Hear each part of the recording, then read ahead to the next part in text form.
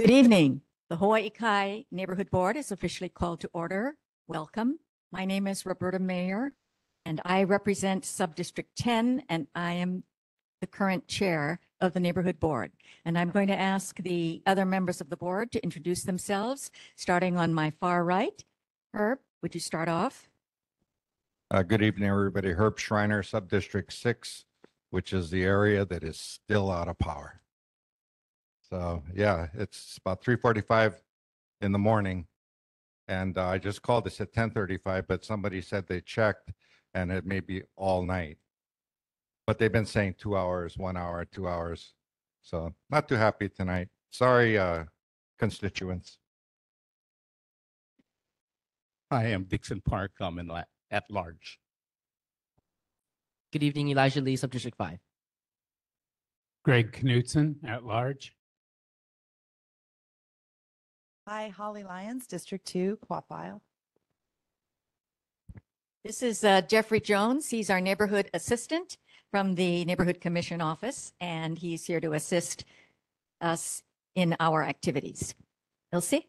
Ilse Silvercutt, I'm District 1, West Marina. Joseph Pugh, District 7, Kalama Valley. Paige Alton, Subdistrict 11, Portlock Road and Mauna Lua Triangle, Kokokai. I am Gene Tierney, Subdistrict 8. And online, we have Sam. Samuel Wolf, Subdistrict 4. Thank you. Well, welcome this evening. We are going to start our meeting with status reports from our service organizations. Anyone from the Honolulu Police Department, Honolulu Fire Department first. Come on up. Thank you. Is it Captain Nuri? Great. Aloha.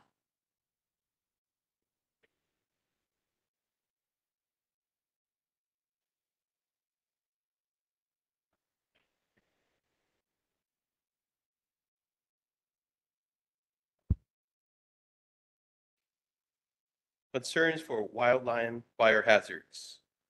The HFD may augment staffing during red flag and high wind warning days and increase the number of apparatuses dispatched to confirmed wildland fires per the National Weather Service. A high wind warning is issued when sustained winds exceeding 40 miles per hour and or frequent gusts over 60 miles per hour are occurring or imminent. Incident statistics. There were 1 nuisance fire, 1 cooking fire, 9 activated fire alarms, 83 medical alarms, 3 motor vehicle collisions, 7 mountain rescue, 2 ocean rescues. Fire safety tip, heat safety. Hawaii has some of the highest average annual relative humidity in the country. When it is too humid, our bodies have a harder time cooling down, which can lead to heat-related illnesses. In the past decade in Hawaii, the average number of hot and humid days and very warm nights have more than doubled due to climate change and are expected to increase. You can visit this website, resilientoahu.org/subscribe to sign up for updates on heat in Hawaii this summer. Make sure you're prepared for the heat. Keep cool with fans or AC spaces and in shade. Wear lightweight, loose-fitting clothing, drink plenty of water, stay out of the sun, wear a hat outdoors, or take an umbrella. Check on neighbors at high risk of heat-related illnesses. Find more resources about heat illnesses, extreme heat, and how to prepare at www.heat.gov. That's our report. Thank you, Captain. Are there questions for the Honolulu Fire Department? Yes, Paige. Hi, thanks for the report. The 7 mountain rescues that you had, how many of those or were all of them at Cocoa Head? That I don't know the number of various places throughout. I don't have Cocoa Head. You want statistics on the tracks, is that correct? The Cocoa Crater track. Cocoa Head has another track. Yeah. Cocoa Head or Cocoa Trail. Yeah. You can get those statistics later. The next year. Okay. Captain, last month there was a question about how strong the wind needs to be, or whether the strength of the wind will help trigger the power shutoff, the decision, to turn the power off. And you mentioned high wind warning is 40 miles per hour and gusts over 60 miles per hour. Is that also connected with the possible power shutoffs? So understand the question is the power shutoff, which is run by private organization people, and what they're saying, and relative to our National Weather Service reporting of high winds. That I don't know for sure what PECO is deciding. Really, there's been a notice that whenever we give a red flag warning, that they're going to start shutting power, and that power outage I know can take place for at least 2 hours or more when they do shut that power out and bringing it back on. So those are some hazards, especially for people that are relying on ACs or refrigeration or reading machines. Those things are some serious hazards to take notice of. Be prepared for that. But I don't have what PECO is really directing with me tonight. Any other questions for the Honolulu Fire Department? Anybody from the audience? Okay, thank you so much, Captain, for joining us this evening. Honolulu Police Department. Yes. Lieutenant Miura.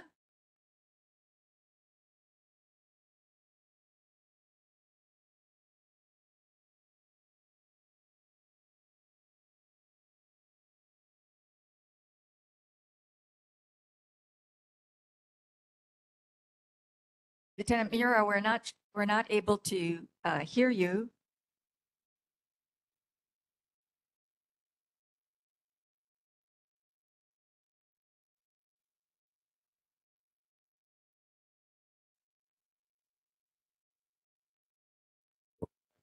East Honolulu.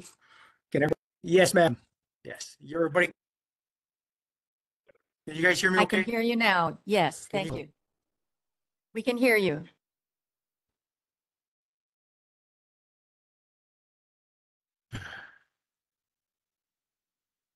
Okay, yeah, there you go. It's okay now? Okay, perfect. All right. Oh, we're gonna go ahead with the statistics for last month. Motor vehicle thefts 4, burglaries 3, theft 14, authorized 3, 11. Total calls for 6,001. The safety tips we're gonna pull off of FEMA.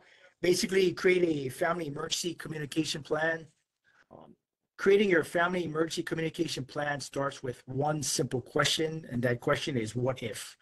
So number one is to create a paper copy of contact information for your family or other important people or in offices such as medical facilities, doctors, schools, or service providers.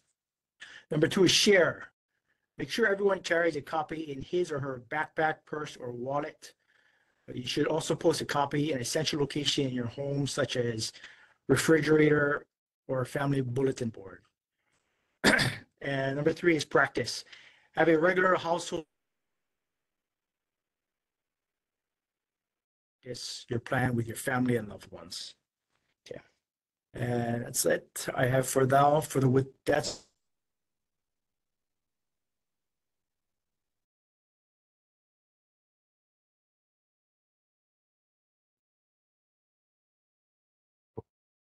Questions for the Honolulu Police Department? this thing is not working. Lieutenant Miura, send an email preparatory to this meeting of 2 sketches of a possible changes to Kalani'anaole Highway by Portlock Road to prevent left turns. Were you able to see those diagrams before this meeting? I wanted to ask if police department had any input on the proposed plans.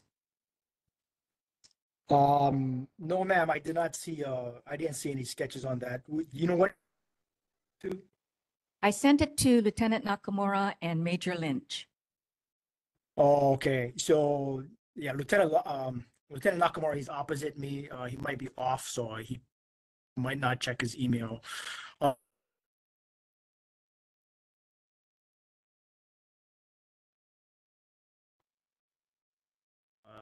trans assignment. So our new mayor is Mayor Brayden Ogata. So that came just as a fast turnaround. So I'm not sure if they got it in transition in switching offices. Okay, Lieutenant, if possible, we'd appreciate you staying online for a little bit longer for that presentation coming up a little later in the meeting. And if you have any input that you'd like to provide in terms of how that might affect traffic on that stretch of the road, it would be helpful. Okay, Otherwise- yeah, we can, yeah, just depending on the call volume. Time that would be.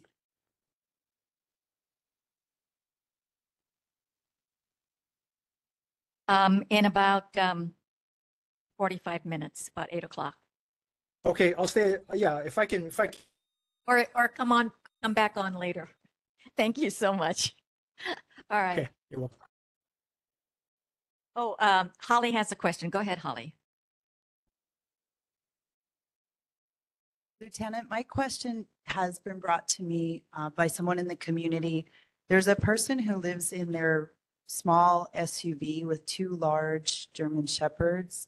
And the German Shepherds, when let out, sometimes attack other dogs in the community. Is that an issue for HPD or is that for Humane Society? What is the course of action to help try to get help for that individual who lives in that car? There's different routes that can be taken, but yeah, definitely the dogs need to be, if they're running loose, a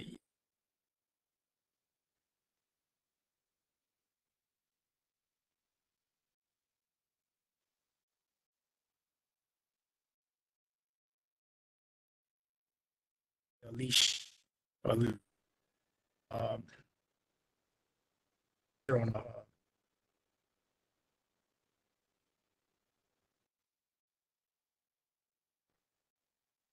so definitely they can call police. I mean, if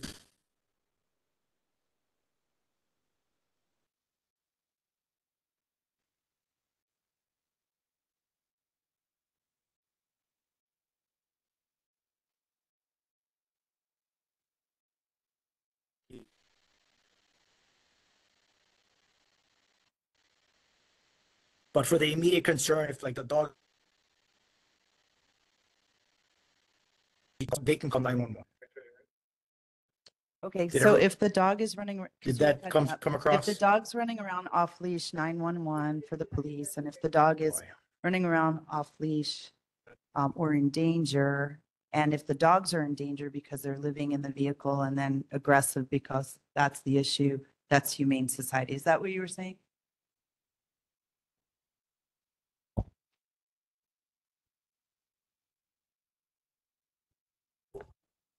With the immediate, so dogs are off leash, saying one, is saying eventually the society can involve if there's long-term SLRs, taking care of the dogs, if there's a issue with the dogs, safety living in there, that kind of stuff.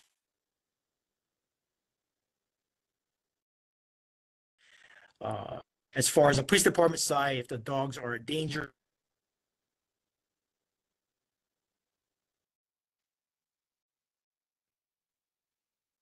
Thank you very much, Lieutenant Mura. Sorry, our connection wasn't better, but I think we got the gist of what you were trying to say. Thank you so No. much. All right, moving on to the Board of Okay. Water Supply. Oh, I'm sorry. No question, just a comment for that individual. And there could be multiple individuals. There's an individual with a smaller van that has two German Shepherds. They come to Sandy Beach Park every day. They play fetch. Those two dogs are relatively well behaved. And I see that same van parked in Kalama Valley that's tied to a house at a consistent parking spot. So I don't know if the individual is homeless or something else. The smaller one is a green one. They have two German Shepherd stickers as well. So, okay, understood.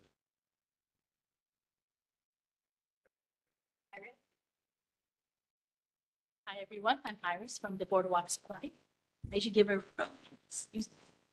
status of bulk main breaks, and there was one on June 19 near 819 Kealabo Street. And my one general announcement, On August 3rd, this Saturday, we're inviting everyone to our annual Unthirsty Plant Sale at our Halava Xeriscape Garden. So it's at 99-1268 Eva Anna Street, and it's from 9 a.m. to 3 p.m. So it's a 3-acre garden, a lush oasis nestled in Halava. In Halava Valley's Central Park industrial area. So we'll have live display of drought tolerant and native plant varieties. So it's free admission, and you can park on Eva Anna Street and catch a free shuttle up to our garden. So we'll have a variety of xeric plants by local vendors, a team of plant doctors from UH Master Gardener Program with live plant care advice and information, educational booths, including rain barrel catchment information. We have free soil conditioner, get a bag of soil conditioner, and Cactus and Succulent Society of Hawaii's display of award-winning cacti and succulents. So of course, go to boardofwatersupply.com for more information about the xeriscape sale or anything else. Sorry, the date is Saturday, August 3rd, this coming Saturday. Yeah, thanks, from 9 to 3. And then I have some follow-ups from last month. So the question Member Knudsen asked about, he asked to provide the multicolored maps that shows where the contractor will be replacing mains and not for the Kalama Valley water system improvements. So I hopefully left a map of 2 maps on your desk, on their area. And then I have some on the table for the residents. I don't know if you won't be able to see it from far away, but please go and you can see the Kalama Valley water system improvement projects location. Then the chair mayor asked about if the project is scheduled, the anticipated completion date of the project. So the project is scheduled to be completed in the 4th quarter of 2025, barring any unforeseen circumstances.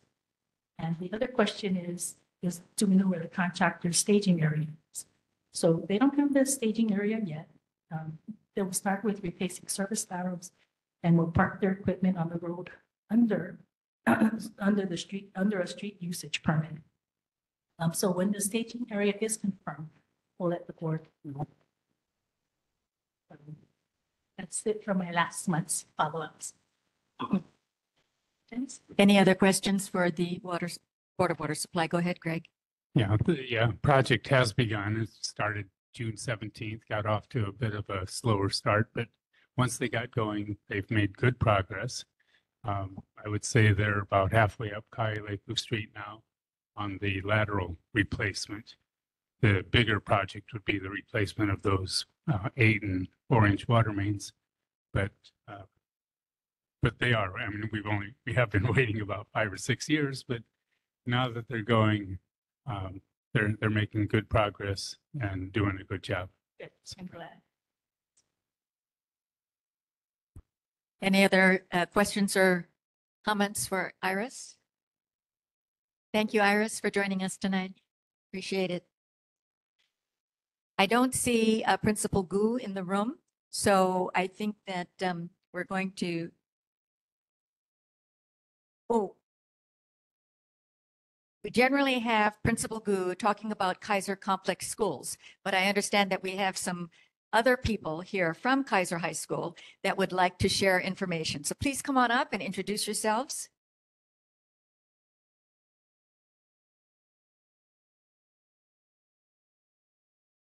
Hi, good evening. My name is Paul Blaz, Activities Coordinator at Kaiser High School. I'm here speaking on behalf of an event we are planning for October 16th. It's a Kaiser Homecoming Parade. It's an event that is a long-standing tradition at Kaiser High School, but hasn't been celebrated for over a decade. You have some flyers, I think, in front of you, on board. So the event will be from 5:30 to 6:30, starting at Kokowai District Park, going down on up Palau Street, taking a right on the home road and heading towards Kaiser. Right now, we're working with permitting through city and county and the state to make sure that we're doing all that we can to be good neighbors and to do things the right way. Currently, on our agenda for our permitting process, speaking to the board and notifying the residents and the HOAs of each of the condominium structures and organizations on the route is kind of our next step. And so that's why I'm here tonight to kind of get your blessing to ensure that at least the neighborhood is aware of what we're doing. This is a very short event, but one that will have 200 to 300 people. We plan to be celebrating different organizations and alumni throughout the decades, from the 70s on. But again, making sure permitting happens first before we start to publicize the event. So we're a couple months out. Usually this parade's, a year in planning. We kind of got really excited a little late in the game. But the city and county and the state are very happy that we're doing this. They're very encouraging. So anyway, that's all for me tonight. Are there questions for our presenter tonight? Yes, Paige. Hi. So the parade is on Wednesday. The game is on Saturday. It was on Friday. Game's on Friday. Okay. And what other homecoming activities do you have surrounded within that are going to impact the community, the roads, that Yeah, kind of? great question.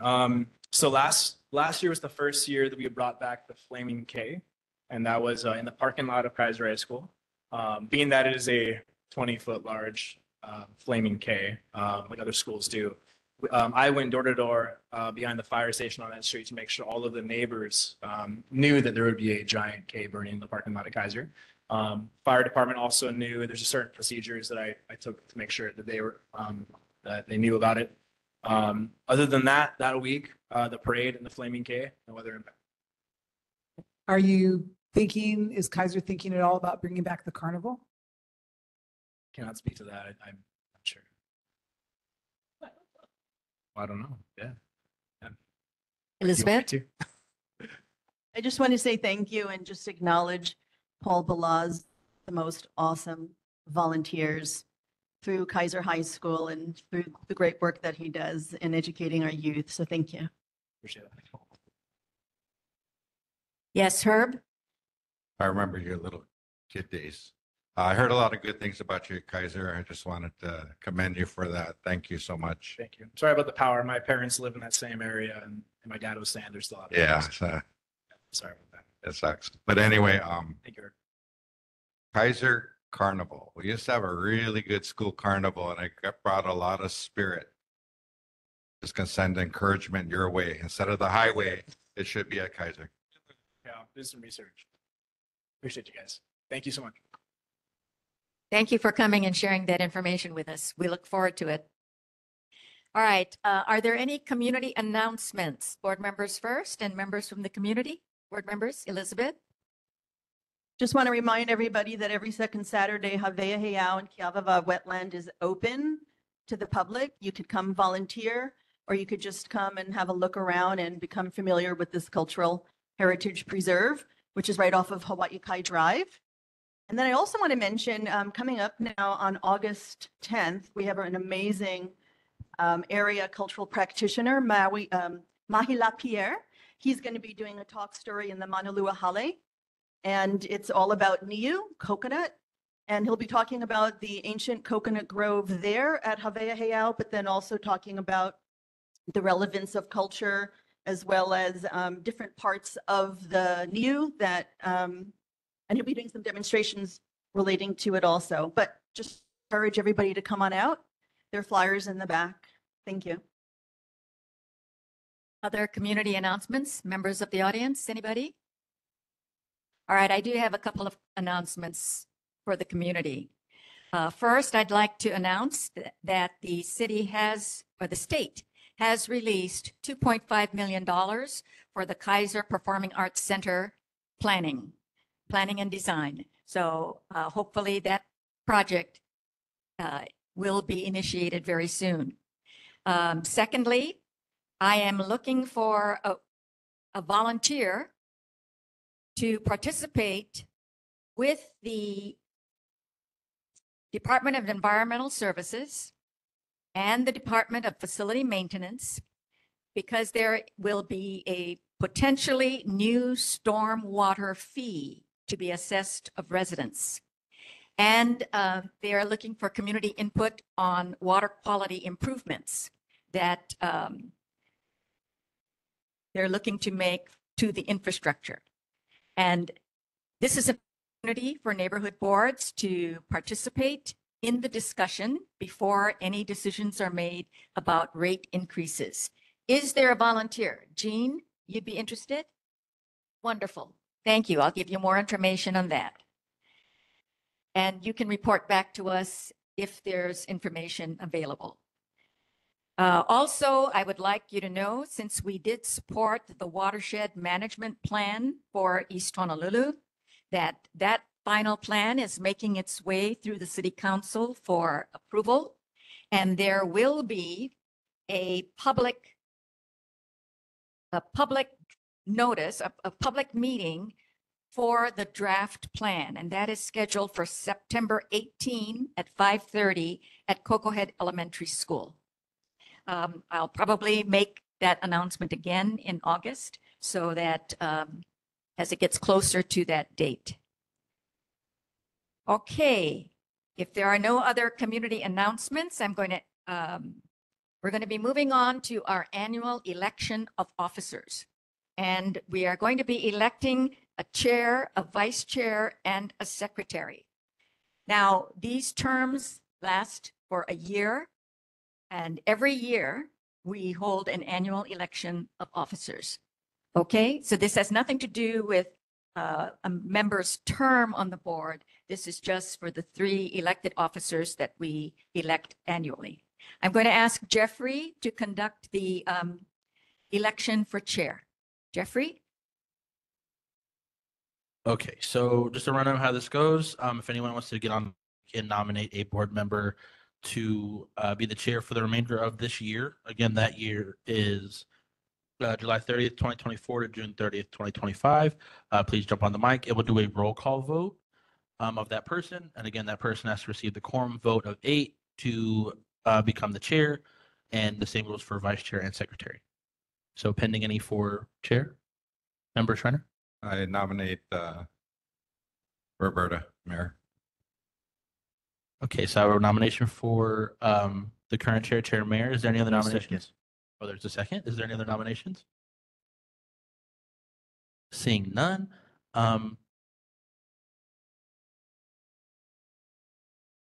Since there's only a single nomination, we'll do a voice vote. All in favor of Member Roberta Mayer remaining as chair, say aye. All opposed, say nay.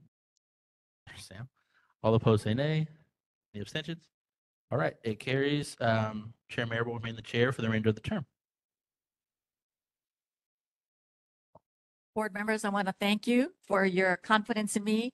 I don't want to hog this seat. So if there's anybody who would like some leadership experience, I'd be happy to nominate you at the next term. All right. We're going to be moving on to election of a vice chair. Are there nominations for vice chair? Elizabeth? I'd like to nominate Greg Knutson. All right. Second. Second by Herb. Any other nominations for vice chair?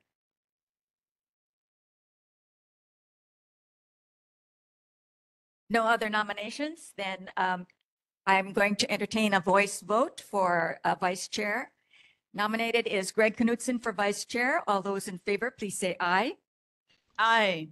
Anyone opposed? It's unanimous. Thank you, Greg. Congratulations. We're going to be electing a secretary. Is there a nomination for secretary? Elizabeth? I'd like to nominate Elsie Sylvia Croft. Ilse Silvacrat has been nominated. Any other nominations? I second. All right. Thank you, Herb. No other nominations? All right. Since there's only one candidate, I'm going to ask for a voice vote. All those in favor, please say aye. Aye. Aye. Any opposed? Seeing none, congratulations, Ilse. You will be secretary for the next year. Thank you. Thank you for your trust. All right. Other housekeeping business here. We annually also determine our meeting date, time, and location for the next year. And meetings have traditionally been held on the last Tuesday of each month at Hahaione Elementary School and on WebEx beginning at 7 p.m. Is there a motion to maintain the meeting date, time, and location for the next year? Motion. Motion by Page to keep the date, time, and location the same, Second. and a second. Is there any discussion, or would anybody want us to consider a different date or time? Seeing none, I'm entertaining a voice vote. All those in favor of keeping the meeting date, time, and location the same for the next year, please say aye. Aye. Anyone opposed? All right, then we will continue to hold our meetings on the last Tuesday of every month. Determination of a recess schedule. The Hawaii Kai Neighborhood Board has traditionally recessed its December meeting. Is there any opposition to us continuing to recess the December meeting? Seeing none, I am going to accept that as an approval of recessing the December meeting. Now, I'd also like you to consider the possibility of recessing a summer month's meeting. Would anybody like to entertain that for this next year? And I bring it up only because our neighborhood assistant has indicated that there are some neighborhood boards that will also take a break during the summer when participation seems to be less. Holly?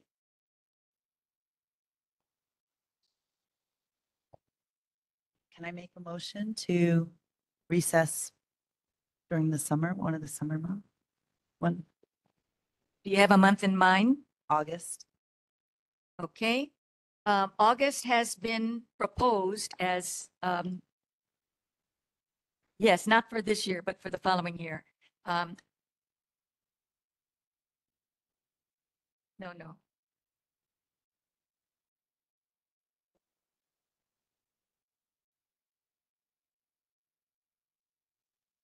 Yeah, I was going to suggest that maybe June, if we're going to consider any recess during the summer, that June might be a better time because July usually is the start of the next term and the election of officers, and August is already heading into the school year, and there's a lot of business that generally occurs then. But if we don't want to consider a summer month off, we don't need to either. So, yes, Greg? If this is open for discussion, or do we need to have a motion on the floor? No, it's open to discussion. Because, yeah, I think it might be less attended, but June isn't typically the time when most people are gone. August would have been more logical, but it doesn't work well with the overall schedule. So, and even if we don't have quorum, it's an opportunity for the community to come and have discussions. So I think we should keep to the 11 meeting schedule. All right, I don't see an overwhelming desire to recess during the summer, so we will take that off the table and we will hold 11 meetings in the next term. Request to participate in the Olelo broadcast program. We annually determine whether we want to still continue with this. Is there any opposition to us continuing in the Olelo broadcast program for the next year? Seeing no opposition, take that as acceptance and approval for us to participate during the next year. And I want to call your attention to our videographer, Jordan, who does such a great job of being here at our meetings and providing the technology, the microphones, et cetera, and making sure that everything is videotaped and shown on Olelo. So thank you, Jordan. You see, you didn't know how much you were appreciated.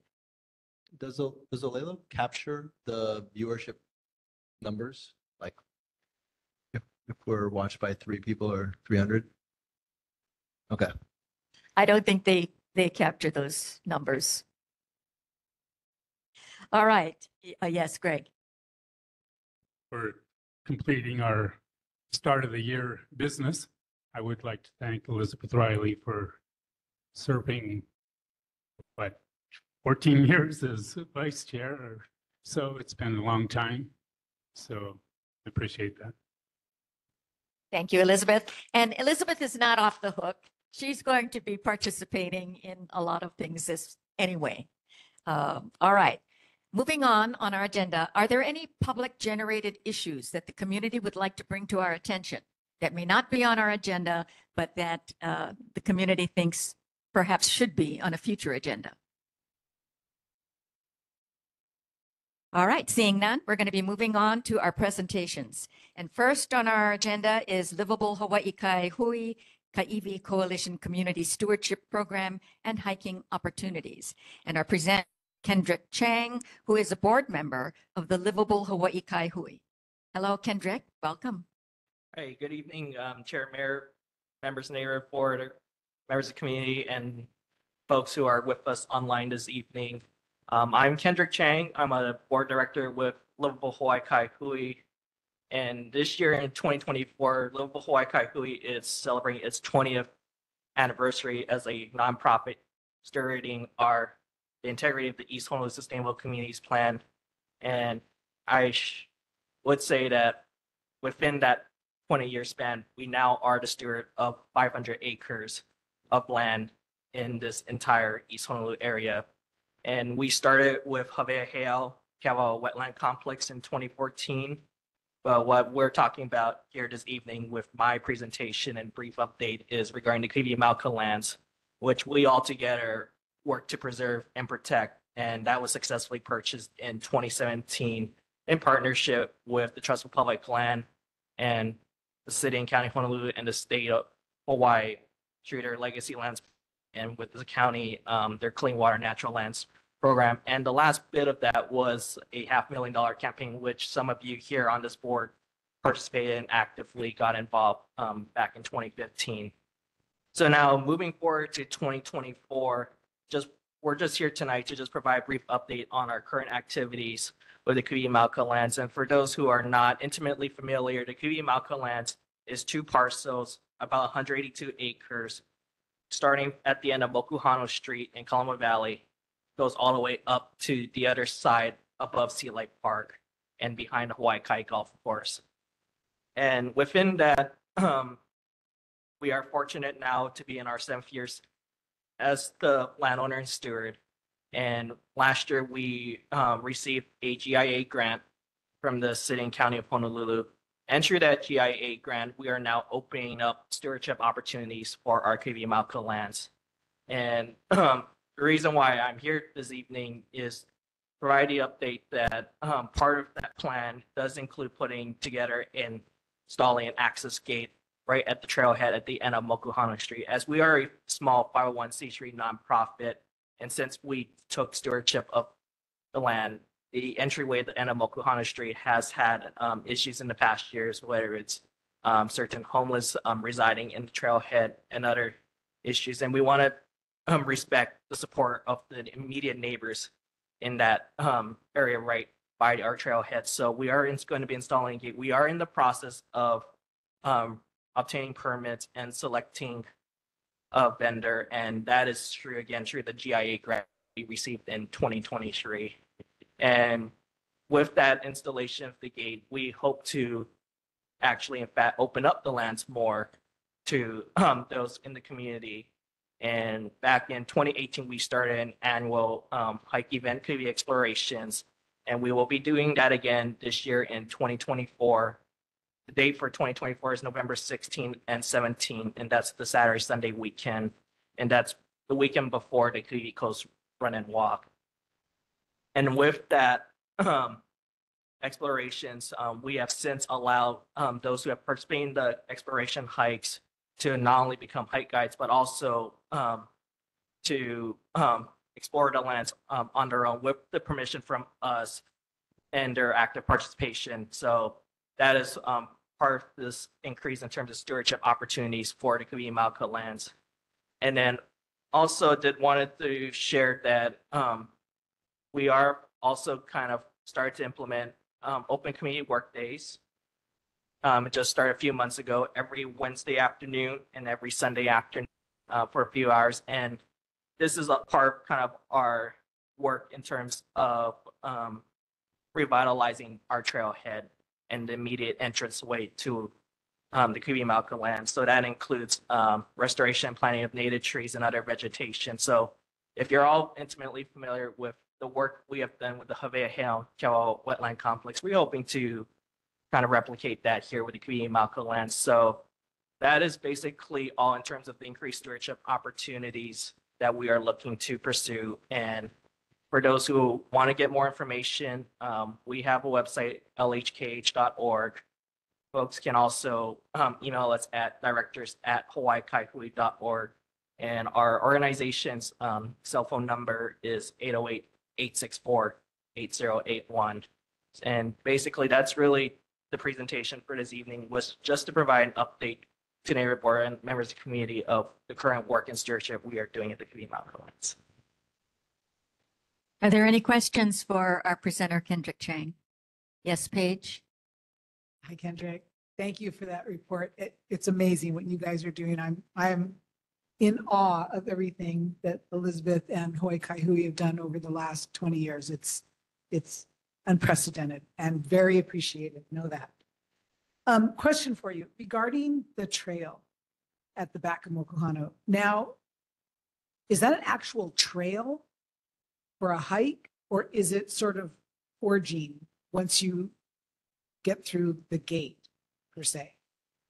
So when we first took ownership 7 years ago, we saw that historically it was kind of started as a Jeep trail. And since that, for our explorations annual hike, we have since cleared that trail to try to go up to the top on the other side of Makapuku. But it's not a trail in the sense that it's like we're opening it up, like anyone can go in, at any point in time. They need permission from us, and that's why we have implemented the Kubi Explorations event. And through that, we're kind of building it out more to having more of it as a regular program, so that those who participate in the hikes on explorations can come back on their own time with our permission and with the schedule. Thank you. I wanted that clarified. So the gate that you're going to be putting up is going to be a locked gate. There's no public access. Correct. To that area. Okay. And this is not a trail that's ever going to be published anywhere, because like you said, it's not open to the public. So it's not going to be a published trail. And I don't want to happen to this trail what has happened to other trails. All right, Elizabeth, Kendrick, you want to respond to that? So, we do have our organization's website, but if you look at our website, we don't post like, come and explore this trail, and we have no intent of publicizing it in a way that would be a fashion to other trails that unfortunately over time has had issues and in turn, unfortunately closed. So that's why we as a nonprofit are going to be watching and stewarding. And that includes that, we're not going to put it on Hanaho magazine, for example, or other platforms that would otherwise create the impression that this is a free public access trail. Elizabeth? If I may add, right now we work with Sierra Club Oahu Group and Hawaii Trail and Mountain Club. So they help us with the trail, and they're pretty much the go-to if you're interested in finding access.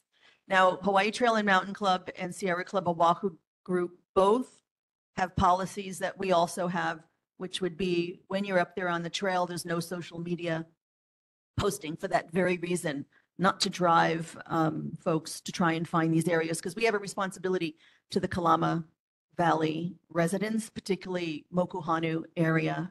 So just wanted to share that with you. And I should probably mention that there is a little piece of land next to the trailhead that we're trying to purchase to help with overflow needs for caring for those lands and parking in a natural setting.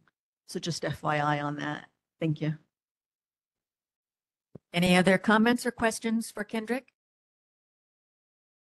Yes, Joseph? Yeah, just a quick question. I do walk by there quite a bit. I do see some stray golf balls every now and then. Is the golf course a good partner in terms of the driving range kind of contained, or has that been a challenge or an issue at all? We appreciate the golf course last year. They put up that fencing line barrier. It was a barrier that was totally not put up by a previous the previous management there, but we have had a good partnership with the current management, and the general manager at that specific site at the Hawaii Kai Golf Course has been gracious enough in partnering with Arcade Explorations. So it's no longer a problem. Nice, good to hear. Yes, Greg. I have one question. There is a finger of Kamehameha School's property between the two parcels. Is that something where there's an agreement to grant access crossing that?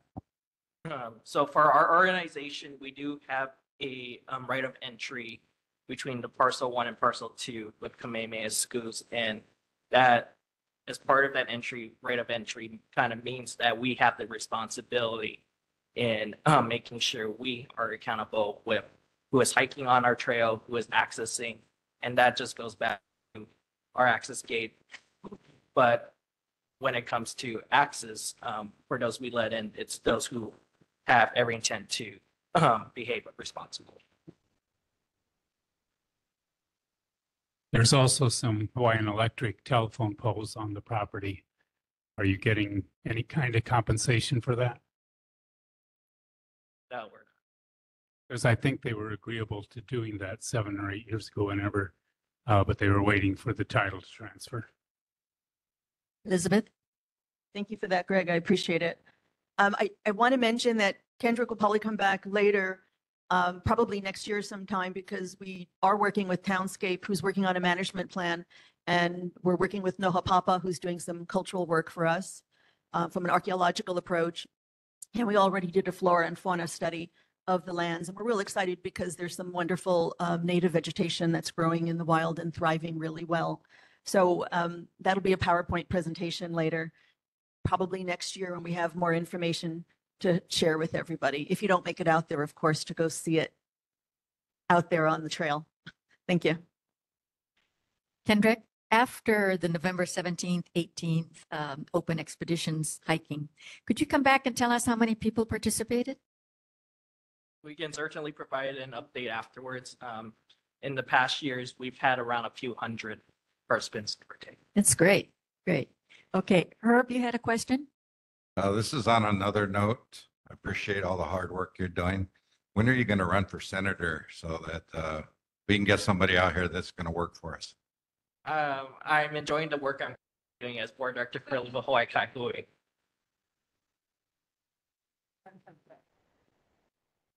All right, Kendrick, thank you very much for coming and sharing tonight.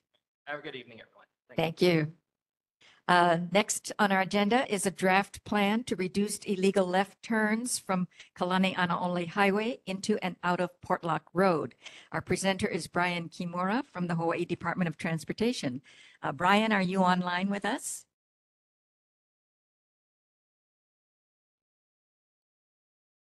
Yes. So let me share my screen here. Brian, I understand that you have 2 possible versions that you want to share with us tonight. Yes. Oh, can everyone see that?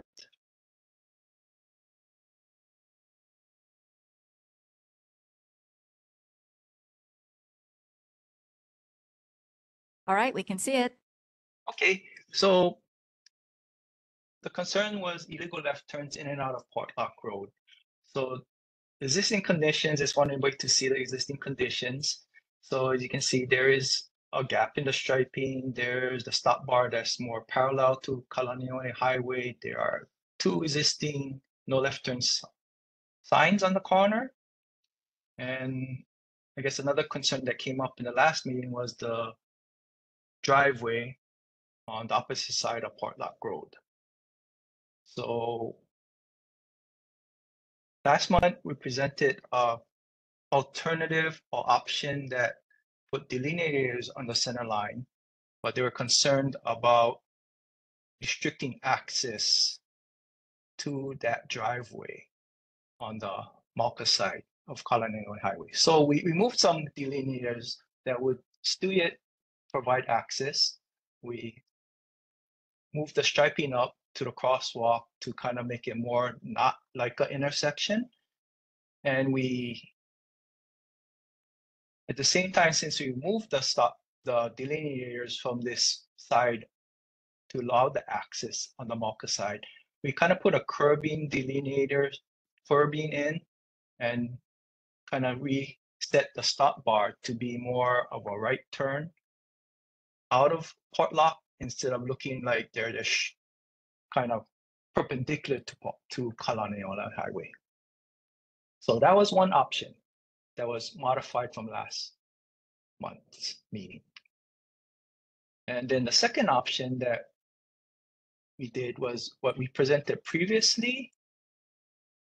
And that was option number 2, and that is no delineators. We again extend the striping across the intersection. We set the stop bar to more of a curve, and then we added some curbing in to make it more difficult for someone to try to make lefts out or into the Potluck Road. So that's the 2 options that we are presenting again.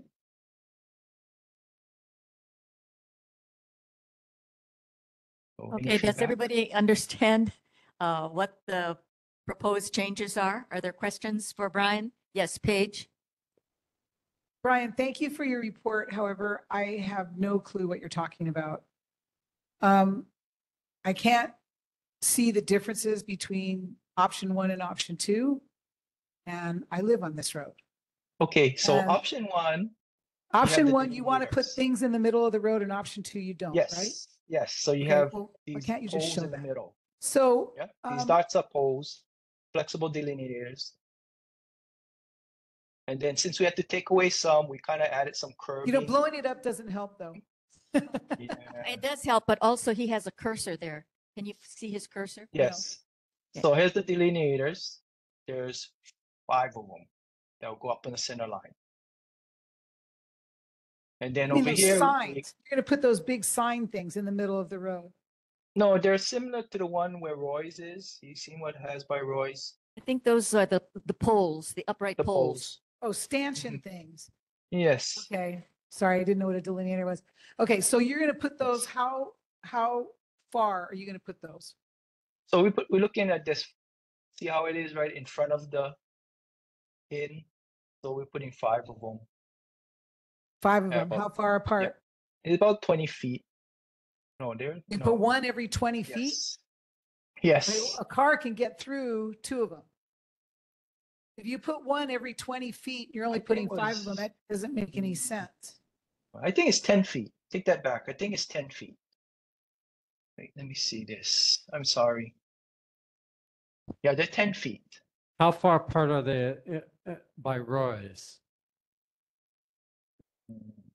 I'm not sure how far. That might be 5 feet. Could be 5. So we can put it at 5 feet.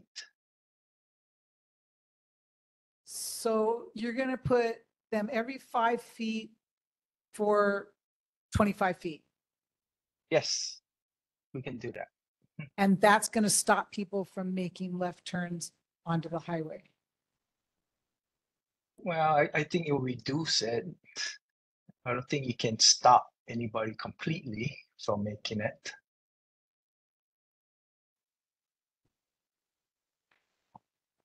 I have a comment. Herb and then Greg. Between option 1 and 2, are you doing that curb thing on both of them?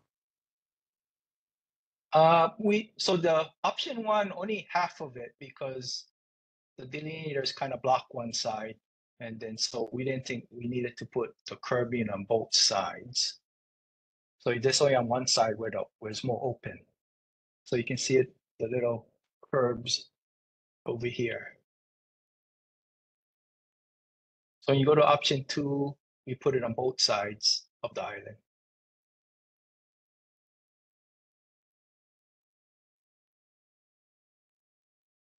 If you do option 2, can you add the delineators later?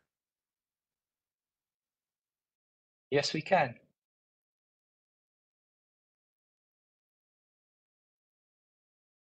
So what are you saying, Herb, that maybe he might consider just doing partial?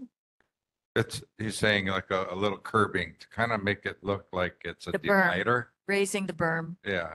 And then if it's still a problem, then you go with the delineators to stop the turns. Okay, Greg? Yeah, I think I agree with Herb that that should be sufficient because we're talking about the town-bound traffic turning left into Port Lock Road. But if it's angled with more prominent curbing, it's not going to look easy to do that at all. It would be similar to the other entrance into Port Lock. What is it, Nanika Pono or something, where there's a divider up the hill a little ways. The third. No, the third one up the hill towards Lanama Bay. But anyway, that's in a way that you can't really make an easy turn into the wrong lane. Anyway, that doesn't matter that much, but from what is planned here, just making the curves more prominent, I think that would solve the problem. And like Herb says, well, if more is needed, then maybe the delineators. But we're not talking about anyone crossing the road at that point, because then that would be going into the outgoing traffic from Port Lock Road. Well, then some of it's just foolishness and enforcement needed. I mean, you can't really build all this stuff. Delineators aren't really necessary, I would say. And it sounds like he's saying if you reduce it to 5 feet, then maybe it would extend for 50 feet, not just 25. Adds maybe 5. So I'm not opposed to that necessarily. I just think it's not needed. And Okay. I wonder too how this even developed so much. I know it's been kind of an issue, but this seemed to have evolved from our concern about that crosswalk and the raised hump. And we seem to have forgotten about that. It's sort of been a bait and switch. All right, Jean? I'm wondering about these raised, I assume concrete. Would they be projecting into the space that bicyclists use to ride along Kalaniani Highway? Is that going to pose a threat to people on the right side of the road? No, as you see it, the crosswalk, we do not infringe to the crosswalk.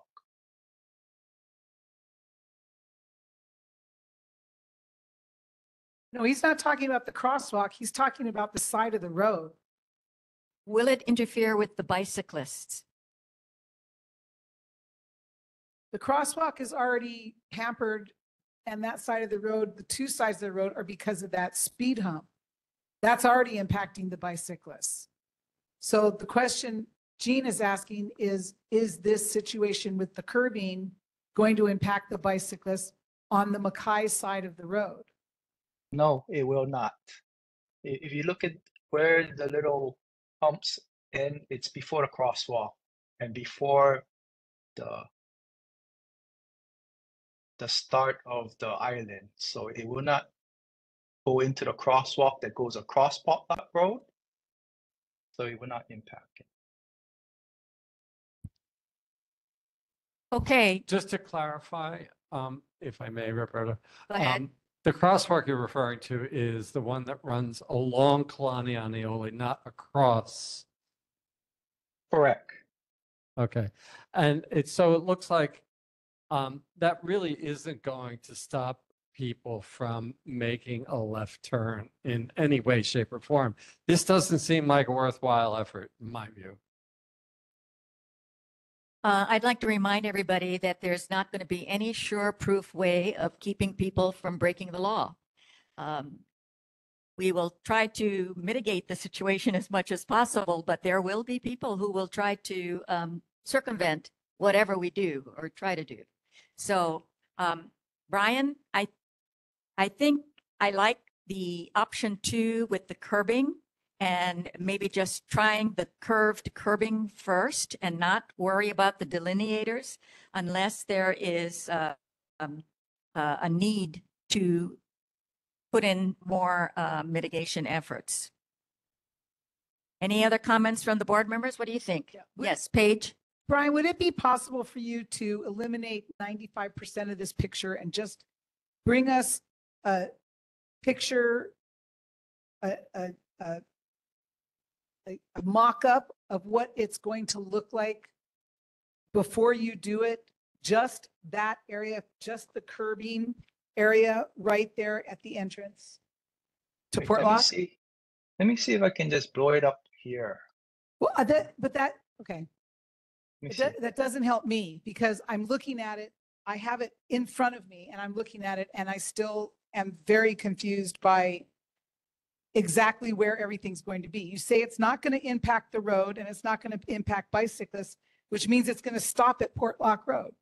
If it stops at Port Lock Road, it's not curbing enough to stop people from turning onto the highway.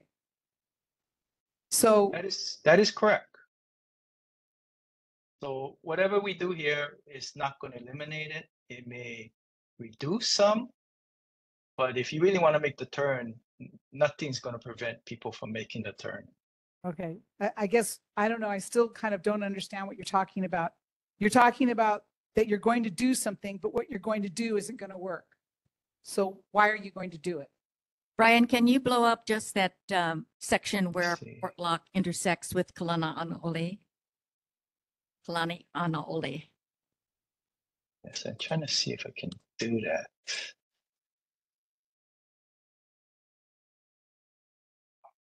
Okay.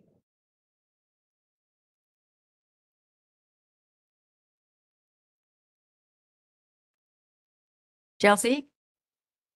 It seems to me like this is a pretty minor modification and probably low cost solution. I think the only way that you'll know whether or not it's going to work if you put it in and have a trial period. We will never get to a perfect diagram or a perfect curve that's going to keep all the people from taking the left turn.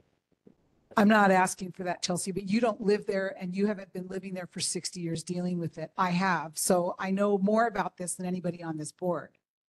So when I'm looking at this picture and he is specifically saying that this is not going to encroach out into the street, that this is not going to encroach out into the bicyclist area, that it's not going to do anything. He literally said it's not going to do anything. So why bother doing it? If you look at the picture even Okay, says hold on. All right, Greg, comments? Well, I'm at the Google Earth photo of it, and currently it's just paint. So yeah, that doesn't stop anyone. But if it's actual curbing and angled in such a way that it will present a real difficulty of then doubling back and turning left. I mean, they can still do it just like people turn left into Costco when they're not supposed to. But that I would think would reduce most of the action there, if not all. But I'm also wanting to say that the bigger issues on that stretch that we seem to be forgetting about are the raised crosswalk and the left turns into Coco Marina. It's like suddenly this became the main issue and it's not biggest concern. And the solution that's being offered should be given a chance. You know what? Then don't do anything. Take it off the books, Brian. Just don't do anything. No, it's worth No, trying with this But proposal. see, everybody here, and I agree with you that there are bigger fish to fry, as in the left-hand turns in and out of Coco Marina. and Hold the on. Speed bump. Paige, the issue about the left turns onto Kalani'anaole Highway has not gone away. It's just that we have not yet come up with possible mitigation for that issue. What Brian is proposing at this point is a possible solution for the left turns into and out of Port Lock Road. But That it's doesn't not- mean we're not going on to the other issue when there is a possible plan for us to Understand consider. that, but the thing is this is not a solution. Okay, but I tend to disagree with you. I think that it is a possible solution, and if it works, it will perhaps reduce the number of illegal left turns. Comments from other members of the board? Herb? Then the delineators are needed. That's the barrier. So that's, you know, you put those in a way that it's gonna keep people from making those left turns or reduce it a lot. Sure. Am I getting a sense that the board members would like the department to put in the curved curbing and leave off the delineators at the moment? Joseph, you have a comment? Again, I apologize. I joined the board 2 months ago. I'm still trying to digest in terms of a data-informed decision what we're solving for. So the impact of this, we're solving for, like, is there a number of accidents that have taken place versus the left turns into the shopping center versus, so that's also where I'm trying to prioritize these projects that we're discussing today. And I don't know where the data is. I know that we talked about the speed bump. We had a X amount of people driving 60 miles an hour. We're now able to reduce that. What are we trying to achieve with minimizing left turns besides enforcing legality? Like, is there, what's the biggest problem? Is there a traffic? So I think we're throwing around a lot of ideas, but I don't know what we're solving for. So I just don't know if there's any data on that regards that have been reported previously.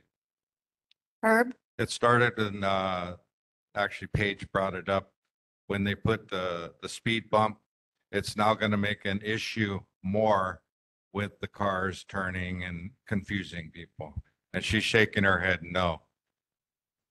In my head, no, because I've had this issue and I brought this issue up with the police with HPD for years. I've been talking about this. And I understand that, but since the bump went up there, you started going after it a little bit more.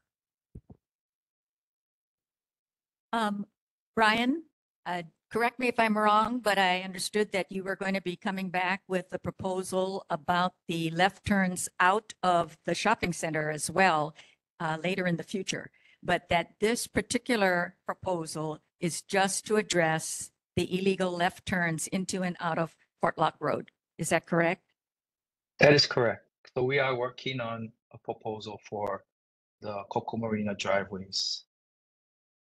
I'd like to entertain a motion that we go with the design without the delineators, which he said he could add later. All right, there is a motion I to second. go with option 2. Brian, it is just to put in the curved curbing without the delineators at this point. All right, and it was seconded by Greg. Any further discussion before we take a vote? I do have a question. Yes, go ahead. Sam? I'm curious if we have an estimated cost for this proposal here, and if this is a pilot period, you know, if it seemed to be ineffective and we don't want to move forward with delineators as well, what the cost of you know, removal or adjustment may be.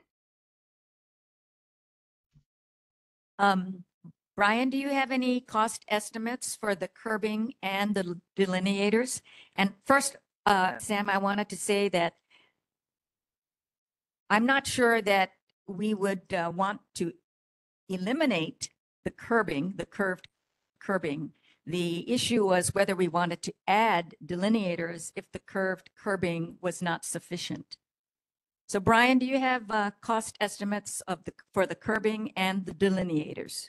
The delineator is probably about $50 each, somewhere on there. The curbing is a little bit more expensive, probably $100 to $200 each unit, probably.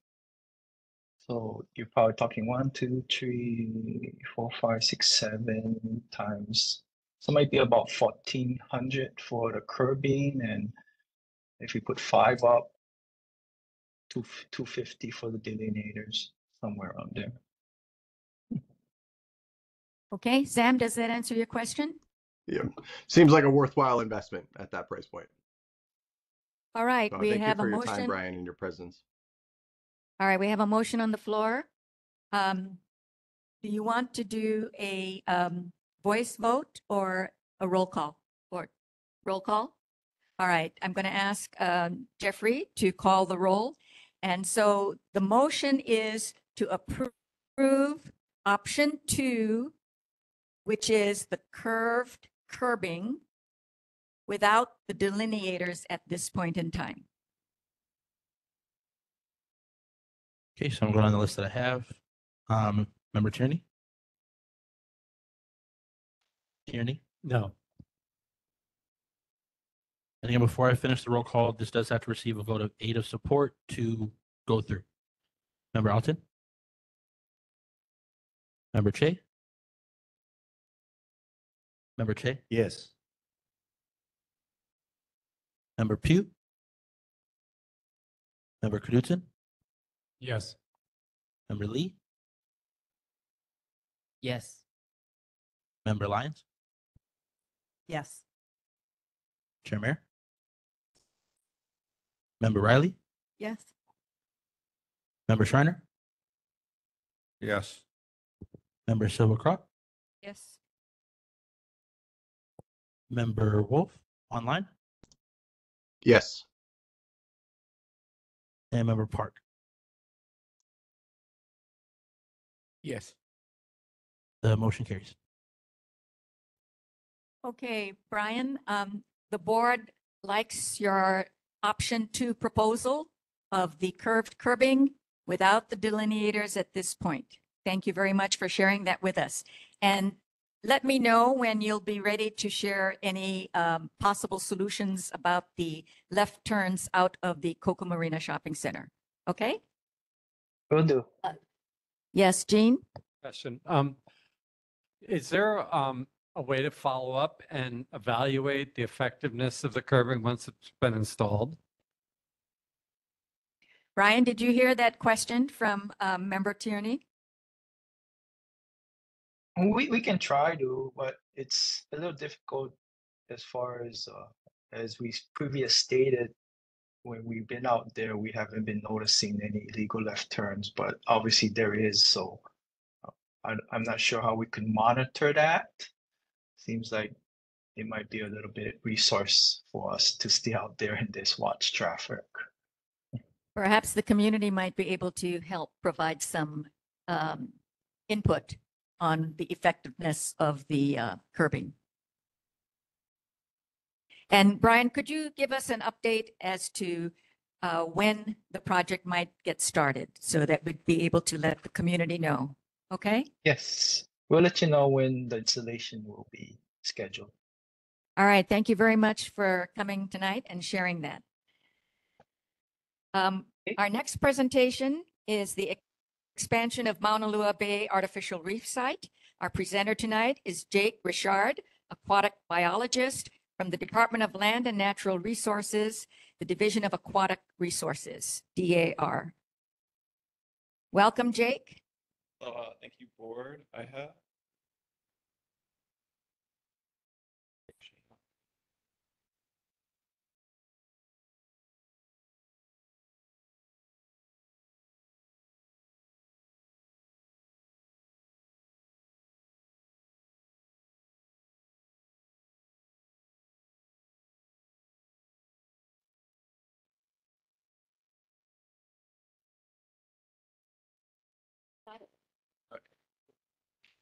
So I'm with the Division of Aquatic Resources, and we're here to kind of give you guys a little update on our goals of expanding the Mauna Lua Bay Artificial Reef.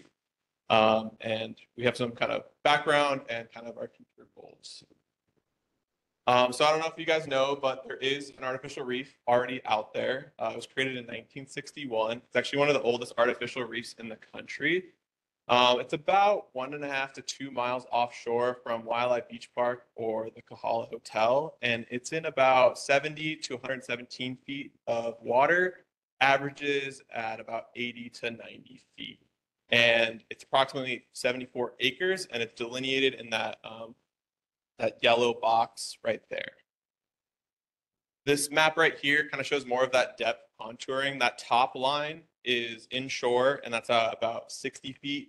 And that bottom line underneath that blue rectangle is about 115 feet. It's in that 80 to 90 feet range. The goal of this expansion project is to enhance fishing opportunities for the fishing community in Mauna Lua Bay. And we're trying to deploy about 2,200 modules. We have most of those already made right now, and we have about 10 to, we want the pile to be 10 to 20 feet high. That high structure allows for more coral recruitment because it helps avoid the sand scouring in the bay. And it also allows for more structure in pukas for fish to hide in and allow that structure that encourages fishing enhancement. If you look on the map right here, that green square is our current existing one that I showed you earlier. And our proposed expansion area is in that orange rectangle that's right above it. It's northeast of it. It follows that same depth contour. It's about 70 to 100 feet, and it's also a 74-acre rectangle. To kind of show what the current artificial reefs look like, we have 3 artificial reefs on Oahu. We have one here in Maunalua Bay, Kualoa, and Waianae. This kind of shows, this graph right here shows the average biomass at those artificial reef sites. And what's really cool is Waianae and Maunalua Bay are fairly similar in biomass average, but Waianae actually has a higher coral cover percentage, which is really interesting that Waianae is still able to support a lot of fish with not as much coral. Kualoa is kind of the outlier because it's over on the drop off. So there's already a large natural ledge, which has a lot of fish already. And Beke and Ta'ape love that area. So there's already natural large schools, which kind of throws off that biomass. So that's why if you look at 21, it's a really high peak because it was just covered in Beke and Ta'ape. So that kind of threw off the average. These are some pictures. These are some pictures of the artificial reefs out here in Maunalua Bay. There's tons of Alua, Minpachi, Ali'i, Tala, there's Uku. There's a lot of great fish out there. So it's a really great fishing opportunity. And as I said, this has been going on since 1961. So there's a lot of piles and concrete modules out there. Because over the years, they've tried different module types. If you look on the top left, they had long stick ones and long flat pavements, but they discovered in the 90s that the Z modules were the most effective at this. So we are looking at deploying these Z modules as well.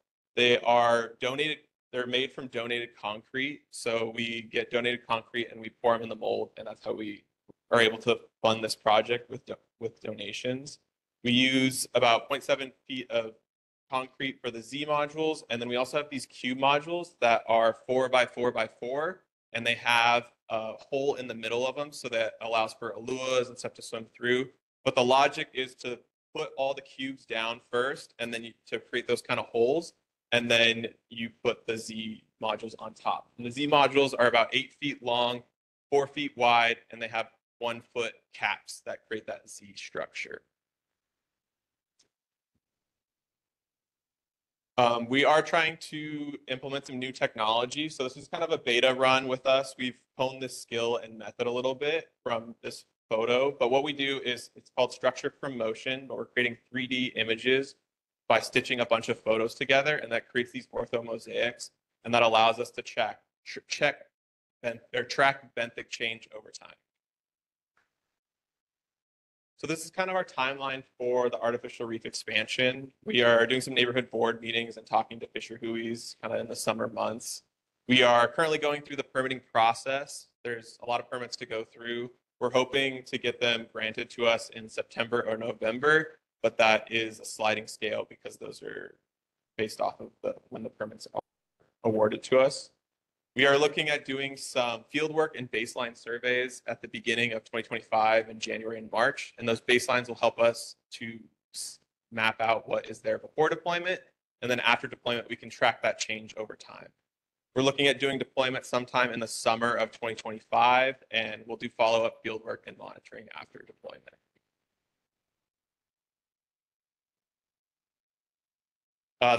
We're currently in the process of that. Could you repeat that question for the audience?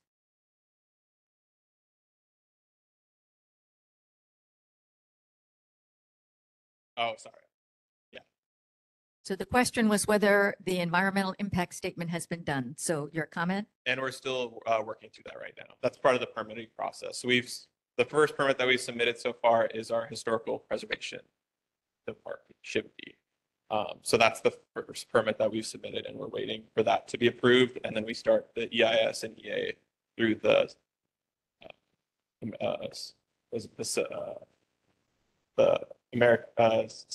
Army Corps, Army Corps Engineering.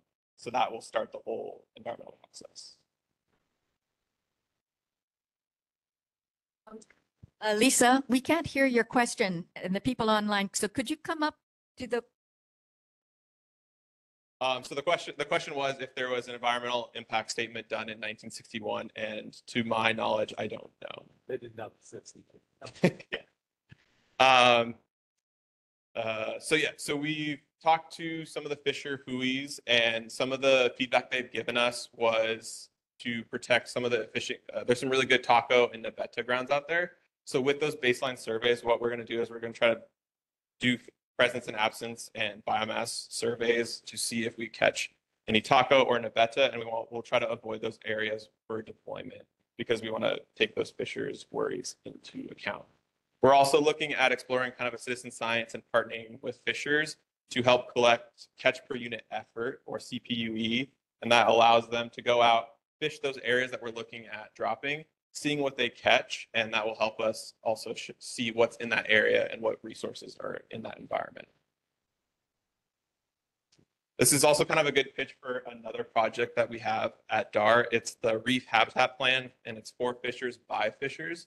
It's for all the nearshore habitat in around the state of Hawaii. But what it's trying to do is trying to get fisher knowledge and community input that knows where really good fishing habitat is and where that fishing enhancement should happen. And it's trying to be drafted with biologists and the fishing community in partnership. And that's run by my colleague Tyler. So if you guys have any questions, he's a great contact. And you could also scan that QR code, and there's more information on that program as well. But if you guys have any questions, feel free to contact me or Tyler. And are there any questions? All right, Paige, then Ilse. Great presentation. I appreciate what you're doing. How far offshore, I couldn't tell, is the habitat It's about 1.5 to 2 miles from the shoreline. the shoreline of Kahala shoreline? Yeah, so like from Wailupe Point, it's about like 1.25 miles-ish, but that's like the front of the thing, and it's about. Have you had any issues with divers in those spots? Any kind of commercial diving? So I do know for the existing artificial reef, I know some dive shops do dives on them. There are old World War II landing crafts out there. The problem with doing diving out there is it's really high current, about 3 knots sometimes. So a lot of them do drift dives. So they'll drop the divers off, and then they'll drift over the artificial reef. But then again, also, as you guys probably know, conditions are very rough in Mauna Loa Bay because of the high trade winds and stuff like that. So most dive operators don't really hit that. They hit it on the few days of the year that it's photo winds and flat and those sort. Do you expect to see that or those numbers increase with the expansion? We haven't done any studies on that per se, but from the facts that there's limited commercial operators, diving operators in Mauna Loa Bay, I don't see the change as severe, but we haven't done studies. I had a question about, you mentioned coral recruitment, but I really didn't see much on your pictures. And then you told me that those concrete blocks were down there since the 1960s. Can you expand on that, on the coral recruitment and how you keep track of it and the type of coral? And because I'm wondering if it's not a good location for some work with UH on explanting some maybe better heat resistant type of coral, which they're trying to grow. Yes. So most of the Z modules were dropped in the 90s. So the stuff that was dropped in the 60s was actually old cars. 60s up into the 80s, it was cars and tire modules. So it was big concrete slabs with tires. And so that was what they did for most of it. And then in the 90s is when they developed the Z modules. So that's when most of them are. Some of those pictures are from the 2007 deployment. That was the last deployment that happened in Mauna Loa Bay. In terms of recruitment, Mauna Bay, as I said earlier, is a little bit lower compared to Waianae. We we do benthic surveys with our fish counts, with our routine monitoring, and we're still analyzing those photos, so we don't have the exact percent covered for the Honolulu Bay artificial reef. But from experience, that the high current is kind of restricting a lot of that settlement because it's 3 knots and that polyp has to hit the landing perfectly. If you also look at the modules, there's a lot of like nubs that are about 5 to 10 centimeters, and they're all Parietes lobata. We have a coral nursery at DAR, and we've actually outplanted some of our corals from the nursery to experiment on what corals can survive down there and stuff like that.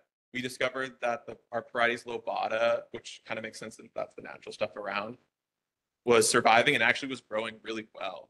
So we're looking at partnering with UH possibly and they have 3D printed modules that allow for better coral recruitment. So that's what we're trying to implement with this future deployment. I do have a question, Jake. What initiated this extension at this time? What precipitated, this movement? So it's been going on for about 20 years. It's been since the last deployment in 2007 was the last one in Honolulu Bay. In 2008, there was a deployment in Maui that didn't go so well, and that kind of paused the program. And we're trying to go with the permitting process, and that's kind of hindered us for a little bit. And with different iterations, the priorities shifted. But is there something about Mauna Bay that's whatever is happening there that has precipitated the need to extend the reef? So what we kind of want to do with this project is we're starting the rulemaking process of a nighttime spearfishing ban in Mauna Bay. So that process is about to start, or I think it started last month, is the Chapter 13 rulemaking. So what we kind of envision with this is a holistic fisheries management approach. We're implementing a fishing regulation, but want to promote a fisheries enhancement so that it's kind of a holistic approach of we might be limiting fishing in some aspects, but we're trying to promote fishing within that same area. Okay. Chelsea, you had a question? Yeah.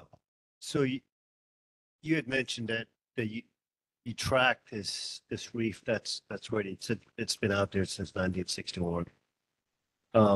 Are there any, so what are the things that you're seeing? Are there any movements? Does it grow in terms of footprint? So for the corals themselves, they are slowly growing just from anecdotal of me diving on it. We haven't done the full analysis yet to track the change over time.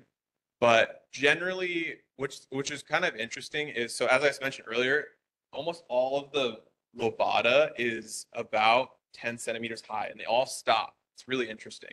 But when we outplanted that puck of lobata from our coral nursery, it started to grow a lot faster than the natural recurring stuff. So we don't know fully the dynamics of it. If you go out there, you can see a lot of sand scouring.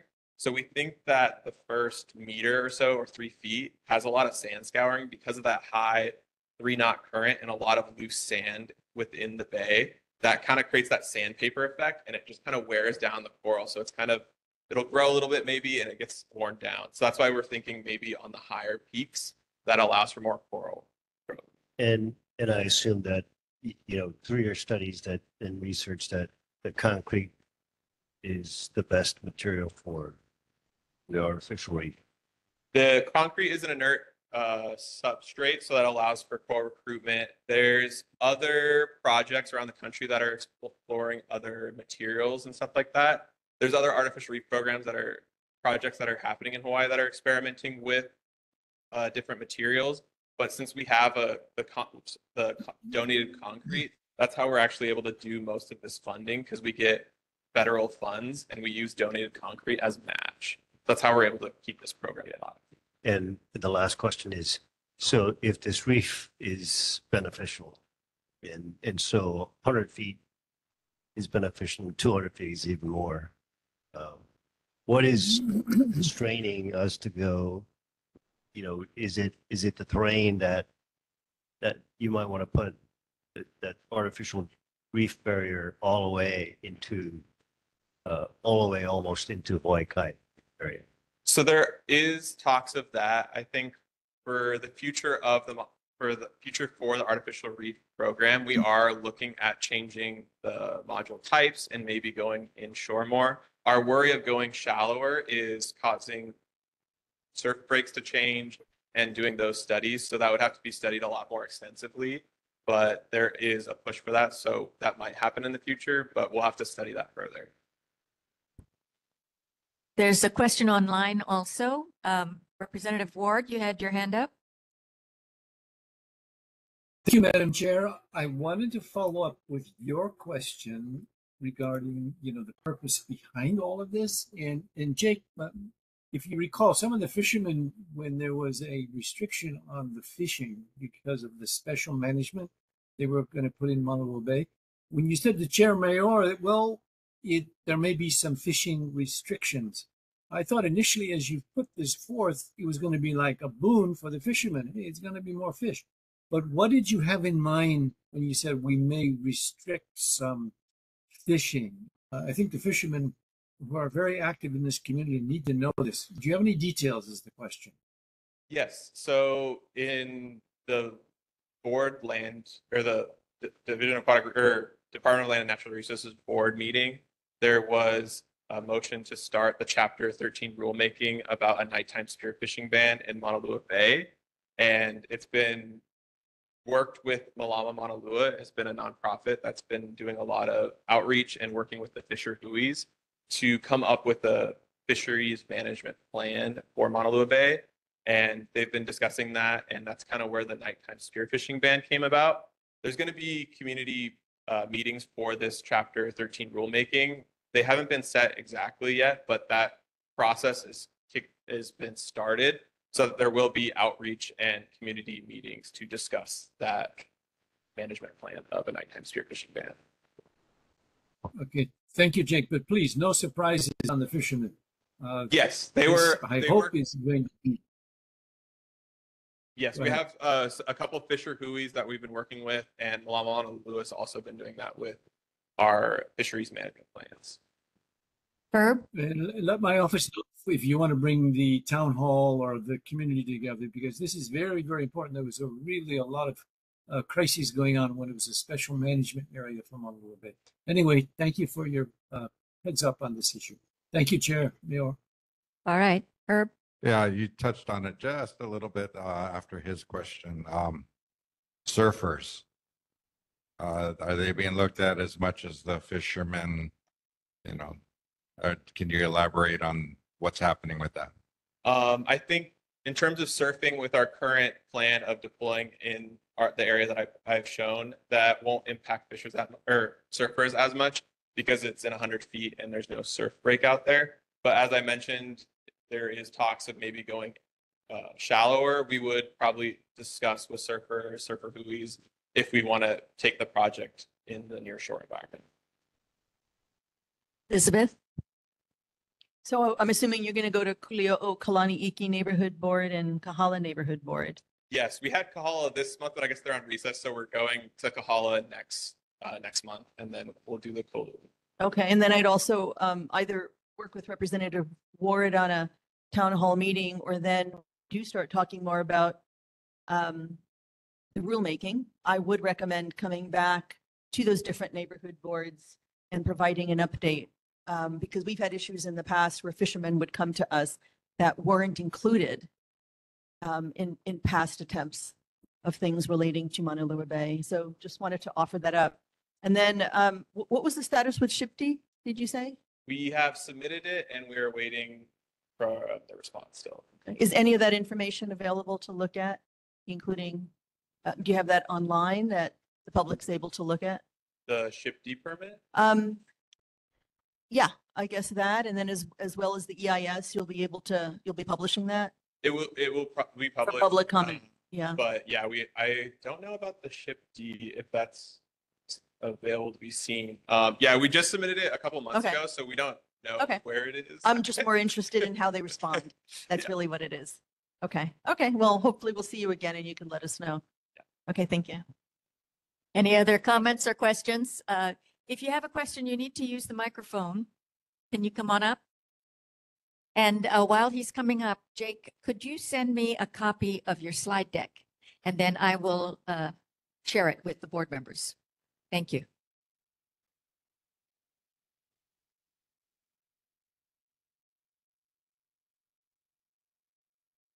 I was just wondering, how deep you guys go before you drop it? Like, is there like a depth of fathom zone that you want to drop these in? So we're looking at dropping them in about 70 to 107 area that we.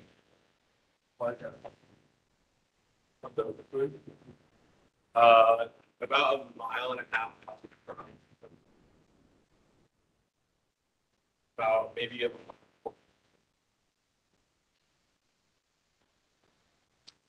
All right, Jake, thank you very much for coming tonight and sharing your presentation. Okay, we're going to be moving on with our agenda. And before we move into our officials' reports, we do have one vacancy on the board to fill. As I indicated to the board at last month's meeting, one of our members, Stacy Martin, was not able to continue as a board member. And so that resulted in an open at-large seat. So I'm asking members of the community, are there any volunteers who would like to be considered for an appointment to the board to fill this seat? Please come on up and introduce yourself and tell us why you would like to be part of this board and what you might be able to contribute.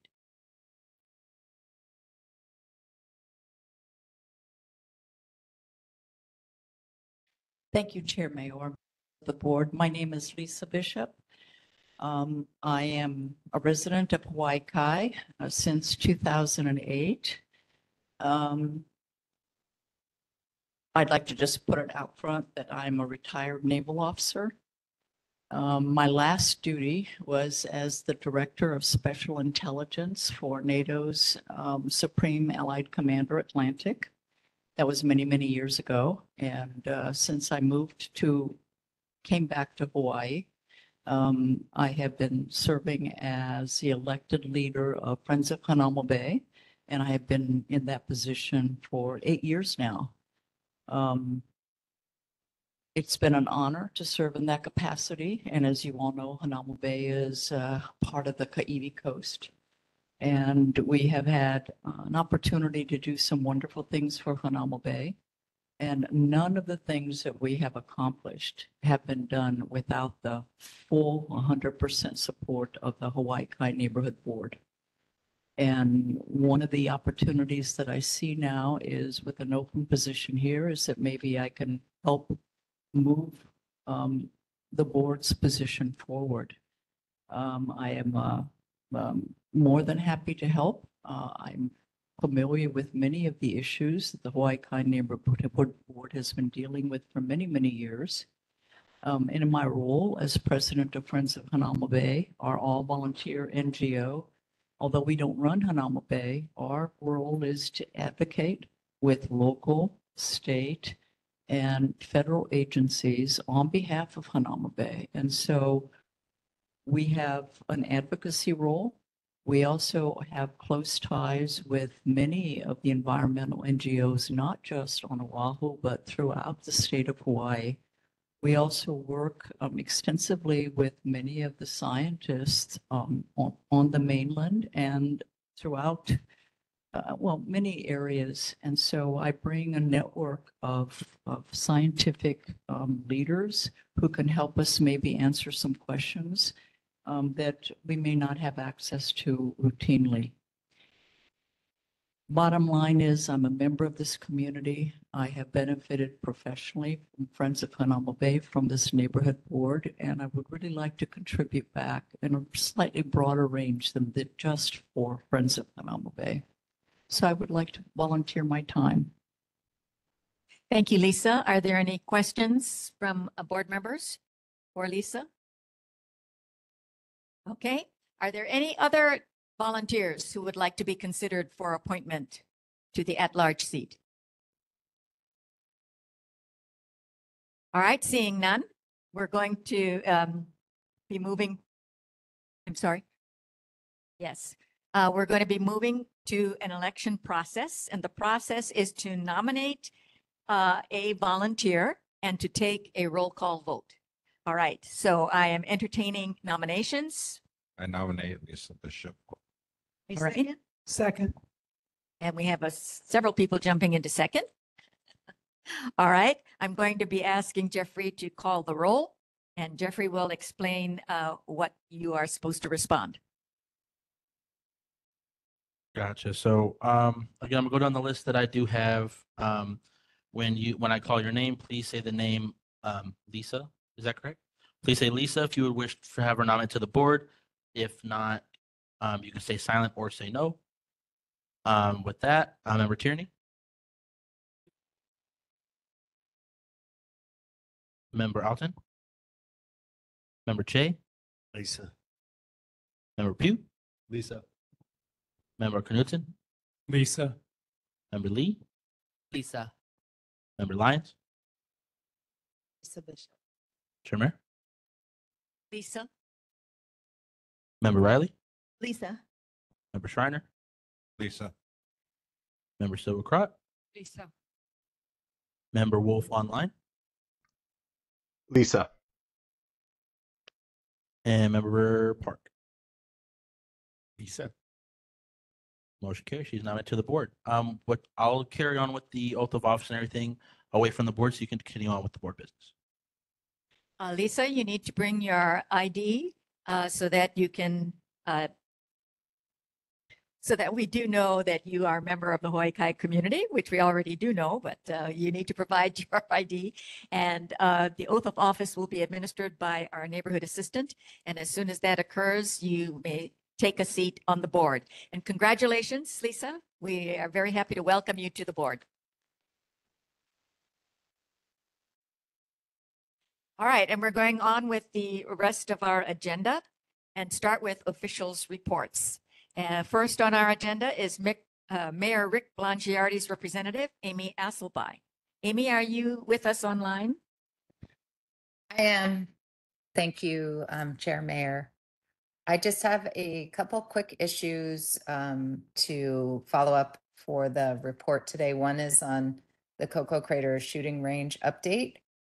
And the other one is the Camilo Nui Valley agriculture area question that came up. So first on the Coco Crater shooting range, the question was from the chair about for potential expansion of operational hours. And so the Coco Head shooting range expanded operational hours starting on Wednesday, July 10th to include weekday hours. The hours are as follows. Sunday from 8 to 4, Monday and Tuesday, the shooting range is closed. Wednesday, Thursday, and Friday, it's open from 12 p.m. to 4 p.m. and Saturday, 8 to 4 p.m. So closed on Mondays and Tuesdays, but open Wednesday, Thursday, Friday now from 12 to 4. The second question on Camilo Nui was about are the land leases able to be renewed? And this question was responded to by the Department of Planning and Permitting, who said any disposition of the land leases is between the Camilo Nui Valley farmers and the landowner, Kamehameha Schools. It is a contractual matter between those two private parties that the city nor the Department of Planning and Permitting is privy to. They did also note that continuing the existing farming activities in Camilo Nui is supported by the policies identified in the Oahu General Plan, which encourages locally grown food and the goal to increase Oahu's food security. Additionally, the East Honolulu Sustainable Communities Plan, adopted in 2022, supports farming Camilo Nui. The land use maps in the East Honolulu Sustainable Communities Plan identify agriculture as a desired use for the area, as well as being placed outside the community growth boundary. So if the owner is seeking to terminate farming activities, it would be a departure from the future land uses envisioned in the adopted plan. And any proposed new ideas would need to be a permitted use in the land use ordinance for AG2 General Agricultural District, or would involve an amendment to the East Honolulu Sustainable Communities Plan. So I hope that provides some other context of what the city has to do with farming in Camila Nui Valley. And if there are any questions, I'm happy to take them now. Questions for the mayor's representative? Paige? Hi, Amy. Thank you for your report. So first of all, I want to say thank you very much for the work that you did to get the new grate done at Lane Inn on Portlock. It's really pretty, actually, and the neighbors are, so thank you very much for that. I appreciate that, as do all my neighbors. I have two issues. The first one is regarding the CIP money for the stables.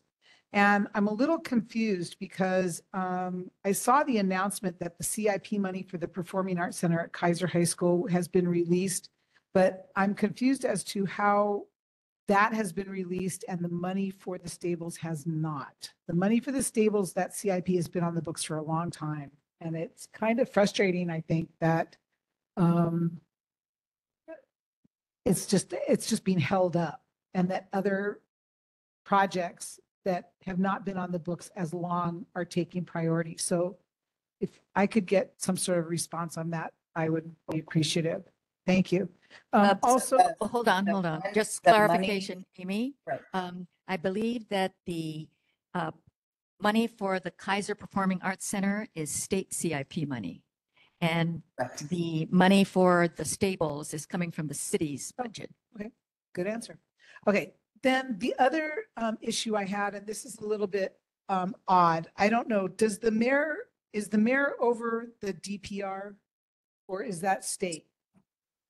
The Department of Parks and Recreation Yeah. is a city department. Okay. And they are under the mayor, yes. Okay, I have an issue. This is something that happened very recently, and I'd like this looked into. So I went on to the DPR website to buy tickets for an event that was being put on under the DPR for a venue under the DPR. And when I went onto the website to purchase tickets, they not only asked for my information, which I understand, mailing address, etc., but they wanted medical information, and they wanted the names and medical information and emergency contact information for everybody in my party. And that's a real serious issue. It not only breaks every single HIPAA law out there, but why would I ever give medical information to a website that I'm buying tickets to an event for? I have spoken with the lady who was at the head of the venue. She actually contacted me, and we spoke on the phone, and she said that that issue was being addressed, but I'd like it addressed from a different angle. I left a message for Laura Thielen at her office. I wanted to discuss this issue with her. I hadn't heard back from her. And I'd like to know why DPR wants my medical information for me to buy tickets to an event. Right. So was this for the Foster Botanical Gardens? Yes. Summer's Night Gleam? Yes. So, the DPR is used for that event their regular registration form for participating in tennis lessons or registering for summer fun, etc.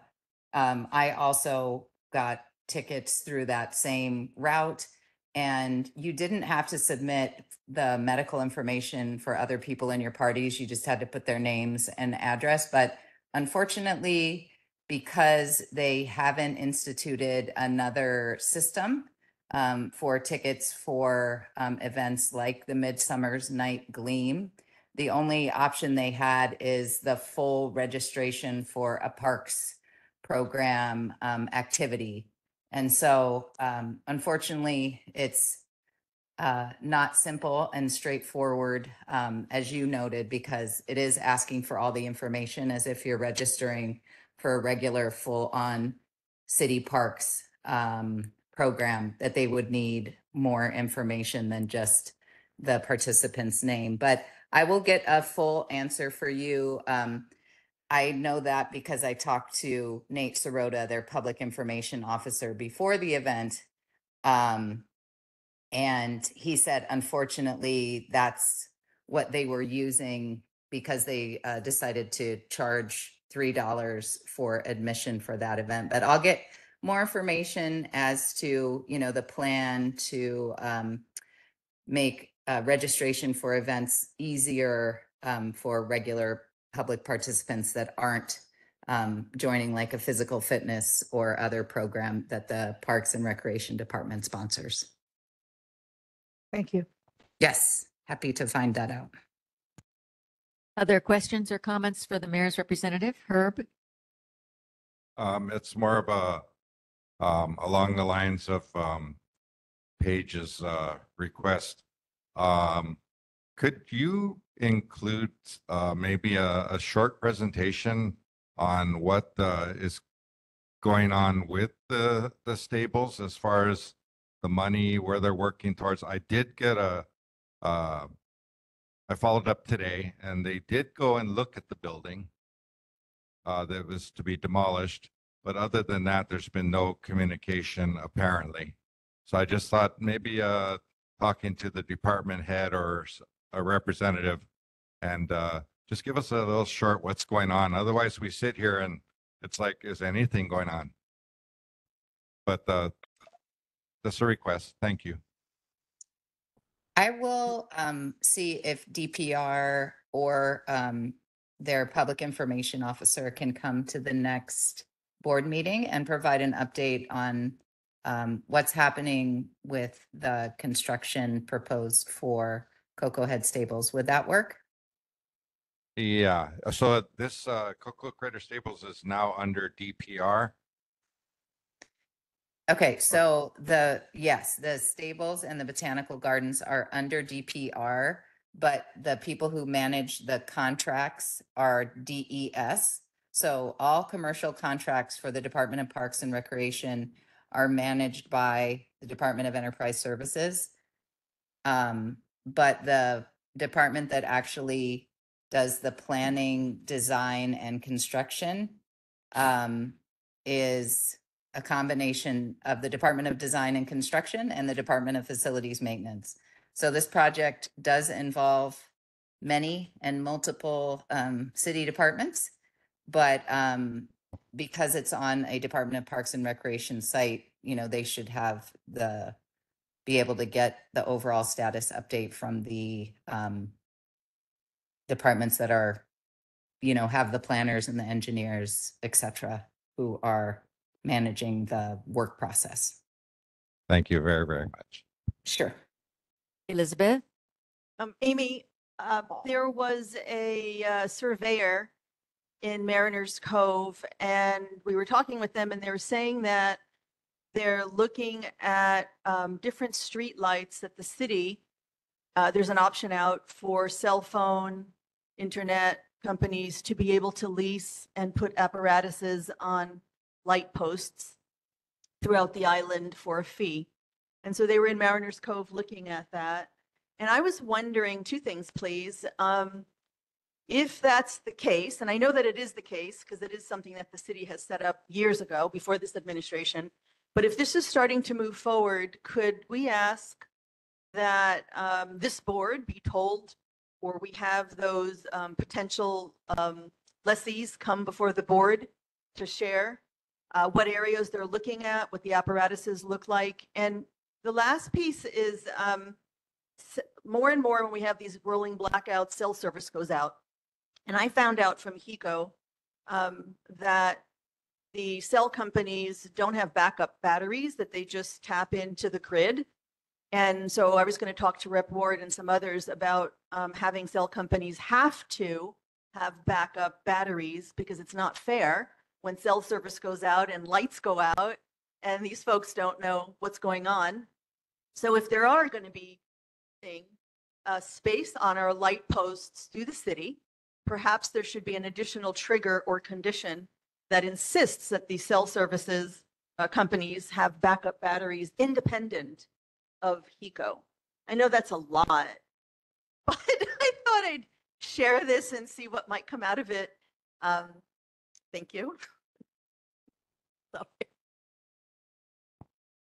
So your understanding is that the internet service providers or the cell phone companies that are leasing city space to place towers or transmission sites do not have their own backup power, and thus you can lose cellular connection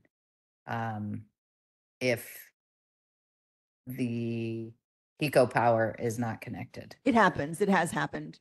You'll find Okay. it on Nextdoor, everybody. But I was really also wondering about now that it seems like some of them are moving forward with leasing space on street lights, to make sure that that's kind of shared or announced so that the community is aware of it and that you could use that as a trigger to hold these companies to making sure that they have their own independent backup, not just dependent upon HECO.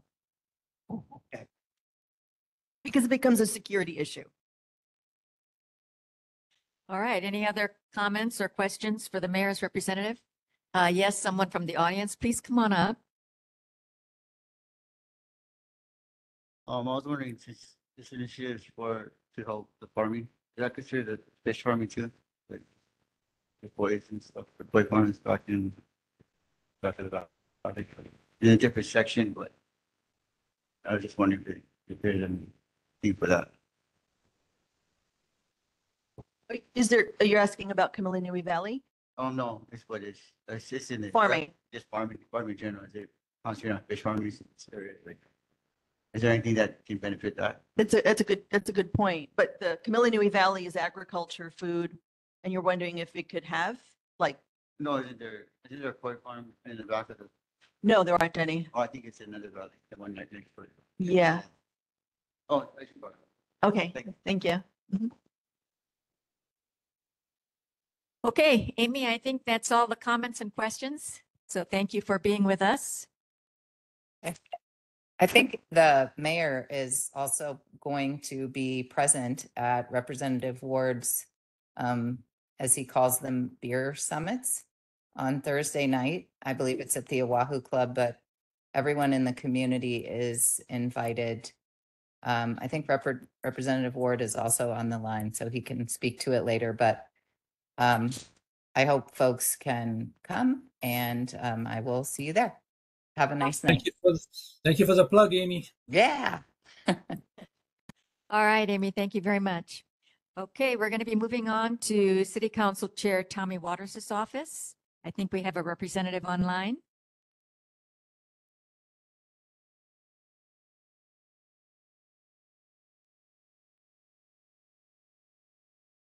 Can you unmute yourself? Oh, can you hear me now? Okay, very good. Good evening, everyone. Amanda Zabella here for City Council Chair Waters. Have a few community updates just wanted to share tonight. The first one is that for those who did not receive notification, Bishop Estate provided an update regarding the Camilo Nui Place repaving patching effort that we've been working towards, that they have procured a vendor to patch Camilo Nui Place, and road work should have actually began yesterday, July 29th, and could last several days. The land asset manager informed tenants and reported that traffic control measures will be implemented to minimize the traffic on vehicular and pedestrians in and out of Camilo Nui Place. So once again, we're just very grateful to Bishop Estate for working with us on that and getting that done. As we know, that was an important concern for farmers and others who use that roadway. The next item I wanted to report back on is a response from Department of Facility Maintenance regarding roadway buckling along Lunalilo Home Road due to street trees planted by Department of Parks and Recreation. And the update is just that a service request Number 54291 was initiated to provide curb repairs and first aid pavement repairs, and they'll be completing that when resources are available. There was a second response from Department of Parks and Recreation that said that an arborist conducted an inspection of the trees and reported that removal of the trees is not warranted at this time, but they will work with DFM to ensure that the repairs are completed. The next one I wanted to just report back on is that we received a complaint once again about the overgrowth on the Bishop Estates Preservation property along Lunalilo Home Road 592. And that was reported to their asset manager. And so we hope to see some improvement there soon. Just wanted to also provide an update on the Cocoa Head District Park solar gate, just to say that we had received word that the gate, although it does close, it can somehow open from the inside after hours, which is creating a problem with after hours activity, especially impacting the neighbors there along Komokani. And so we did submit a request to DPR for an update on the status of what's happening there, as well as another request to reconsider using the entrance opposite of Hanauma Bay. So we'll try again to see if that gets any traction. And then I have one legislative update. This past month, the City Council adopted Resolution 24143, CD1, FD1, establishing a task force on illegal gambling rooms. I know that that's an issue that this board has previously taken up, so just wanted to provide that update. The task force will consist of 7 members, 1 from HPD, 1 from Department of Planning and Permitting, 1 from the Department of Prosecuting Attorney, 1 from Corporation Counsel, our city attorneys, 1 from Office of Counsel Services, also our council attorneys, and 2 public appointed by the council. And this task force dissolves June 30th, 2025. Other than that, if there are any questions or other concerns, I can try to answer or take them back. Ilse?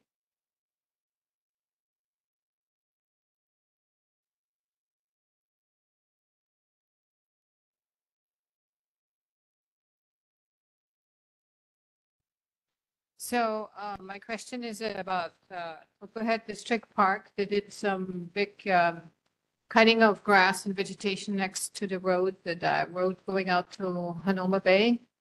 And the contractor, whoever did it, stuffed all the grass into big trash bags and just dumped them over on the side. So there is a big pile of trash bags down there now, and I think it needs to be cleaned up. Yes, thank you so much. That was reported to us earlier this morning, in fact, and we did submit a request to have those trash bags removed. So thank you. Thank you. Amanda, the second item on your list, you mentioned curb repairs and the arborist. Where was that location? Oh, yes. So this is Lunalilo Home Road between Kalakua and Komokani Streets.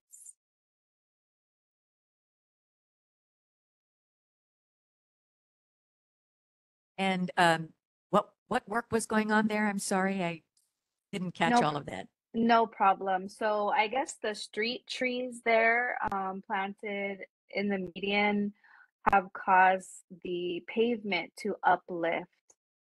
So their Department of Facility Maintenance has initiated a work order to provide curb repairs to those areas. And then there was an assessment by an arborist to determine whether or not they were going to remove the trees that were causing that problem. But usually DPR, does everything they can to not remove trees unless they're dead, dying, or diseased. So in this case, they reported back that they would not be removing the trees at this time. Okay, thank you. Elizabeth?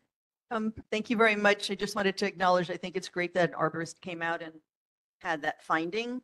And I would just ask that if you become aware of any trees that are going to get removed in such places, we would be told and or there would be replacement. Because having street lined trees with canopies and shade is really important for this area. Thank you. Yes, thank you so much. Any other questions for the council chair's representative, Herb? Yeah, it's more of a comment. I remember Chair Waters a while back over several interviews stating his position on having more farms and more farming in Oahu. And I just wanted to let him know that Camilo Nui Valley is now in a crisis.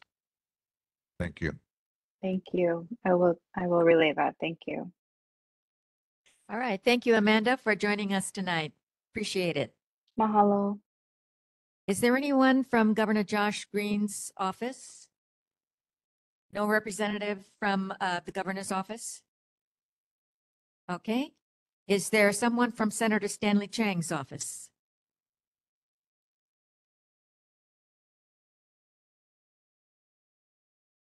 I think someone was attending online earlier, but had to log off. Okay, anybody from Senator Chris Lee's office? No one? Representative Jean Ward? Oh, this is very quick, Madam Chair. First of all, congratulations for your reelection. It looks like it was a hard-fought battle. All of you had really competitive races. And congratulations to Lisa for her addition. And I think, as Greg mentioned earlier, thank you, Elizabeth Riley, for all of your dedication as the VP. I know you've got a lot of things to be doing. I have I wouldn't say a rather long report, but I got a number of issues now. I'll try to go through them very, very quickly. The first is, as Amy did a plug, the mayor's coming out, and it's not a political event. The mayor's coming out to talk about all the things that he did when he came out to Kalani High School, but it's a more intimate setting at the Oahu Club. So everybody come out on August 1, 6 p.m., and it's a beer summit because that was what Barack Obama said when he had an issue with Joe the plumber, and they went to the Rose Garden and they had a beer together because they resolved issues. So anybody who's got any issue with the city wants to meet the mayor directly, please come out. And as Amy said, that's the case. The most important thing is on page 1. It's regarding the Camilo Nui farmers, of which in a matter of 11 months, we will be, their lease will be ended. Chair Mayor, you and I met with the Kamehameha Schools asset manager and their public relations person. I will kick off some things that maybe you want to add to, or you could start the lead, but I just want to start saying that I was a bit disappointed that the whole point of the meeting was to say that we're not going to come to your town hall meeting, which the purpose of which was for them to hear what the community thinks about the farmers, not just their sense of what the farmers have in terms of the hardships that they're going through. Some of you have possibly read what my office sent to you, which was a letter to Todd explaining that there were 2 questions that in that pre-quote town hall meeting that they could not answer. And that was, when will the community know what is actually being called for in the valley? They have held their cards so close to the chest, even back, I would say, 5 years when Esther Kiaina was the rep here locally. We never really got a sense of what was planned. And the latest is that right now they have nothing new to ask or to answer to, so we can't actually ask them questions as a community because they have no new information. That was a bit disappointed, but it's where they said, well, probably by the end of the year. And then I think it was earlier said that, well, maybe it's going to be January. So they keep kicking the can down the road. And eventually, hopefully, the community will find out what their plans are as the farmers and the community twist in the wind. The point is, we were going to cancel it because they were not going to show up, but we decided, and with counsel from the farmers, to get a sense of where the community is in terms of what should be the future of Kamilunui Valley and the farmers. The second question that they couldn't answer, and this was a bit of a surprise, and probably Liz Riley knows a bit more about it than I do. They made an issue about, well, we're going to put in $1 million plus to put a Hawaii American Waters sewer system in. And I said to Todd, if you're going to put in $1 million sewer system, why would you say that, you know, you're not going to have any farmers or you're not going to have anybody as, because it's suspected to be a subdivision. And they said, no, there's not going to be a subdivision there. And I will conclude what the report said after they wrote a letter. I want to commend them because, and I quote, in their letter, they said, lastly, I end with a compliment. Lastly, I want to end with a compliment because they said this. They said, quote, more importantly, you have our commitment that no tenant will be rendered to vacate their premises on July 1, 2025. Now, that is encouraging. It's a bit vague, but we don't know if in August 2025 will still be there. And I know Hawaii Kai, the board, etc., wants lessons. And I said, basically, we're treating you like nobody else. I mean, like everybody else. For example, when there was the Luana Kai, when there was no cabins on EV and all the things that save the Sandy Beach. So that is where it stands now. We will have August 6th, town hall meeting, 6 o'clock at Hahioni Valley, and get a sense of what the community has to say. And remember, the community has been very active as to land use. Remember when they were going to put a strip mall on the Great Lawn? That was met with, obviously, input. The point is, they need to know what the community feels like, and they don't want to show up to listen to the community regarding the farmers. That's the disappointment. Okay, page 2. Calling all keikis. There's preschools coming, two classrooms for 20 free, if you will, preschool for families with children. And that's at Hahioni Elementary School. That's something I know the Lieutenant Governor's got her fingerprints in. And earlier it was mentioned on page 2 that the Performing Arts has 5 million or 2.5 million out of the larger amount that has now been released. And I want to thank all the elected officials for making that a possibility, as well as the cheerleader, Judy Sobin, who was really on top of this continually from the very beginning. Also on page 2, if you're a small farmer and you want to apply for a loan for a grant for $5,000 to $10,000, that is also available. And the URL or the website is there. The last thing on page 2 is, look, we're going to have some traffic delays. All of the bridge, the sprackling is breaking down. This is a heads up. There's going to be on Keahole and other places where these Hawaii Kai bridges are going to need repair. It's not a big deal, but it's going to be a little bit of an inconvenience. On page 3, first I want to begin with thanking Paige Alton, who gave me a heads up that, hey, what's going on? We have a siren that says the first of the month has arrived, but there was no siren in Portlock. I picked it up and ran with it and realized that they have at Haima $5 million to repair and replace these sirens. So I wrote kind of a nasty letter saying, hey guys, the reason why we buy insurance, the reason why Maui had some faux pas because the sirens were not sounded, let's get on with it. You got $5 million and there's no reason why it's $100,000, if you can imagine this, $100,000 per siren. So I'm still working with Haima to speed that up, to get all of these sirens, because not only did Paige mention Portlock, but looking into it, it's actually almost 20% of the sirens do not work or need repair or replacement. That is totally unacceptable. Safety is the first thing. You guys are elected official. I'm an elected official. Safety and security is the first thing we have to talk about for our constituents and make sure that it's done. So I will continue to work with Haima on that one. The second or the third page is the condo in crisis. As you know, we had a town hall meeting. What I'm doing now is to have a condo council so we can start putting together the legislation for 2024. Madam Chair, that's a quick restore and the completion of my report. And any questions, I will be glad to answer. All right, Representative Ward, you did not have your visual on today. Oh, Are you having? I clicked. Wait a minute. I clicked. It says start visual. No, it's you've been blank the whole time. just a voice. You know, I'm used to Zoom, but this one where it says start video, I click on it and nothing happens. Or wait a minute, Oh. maybe it's over here. All right. Anyway, are there any questions for Representative Ward? Sorry yes, about that. Ilse, and then Paige, and then Elizabeth. See.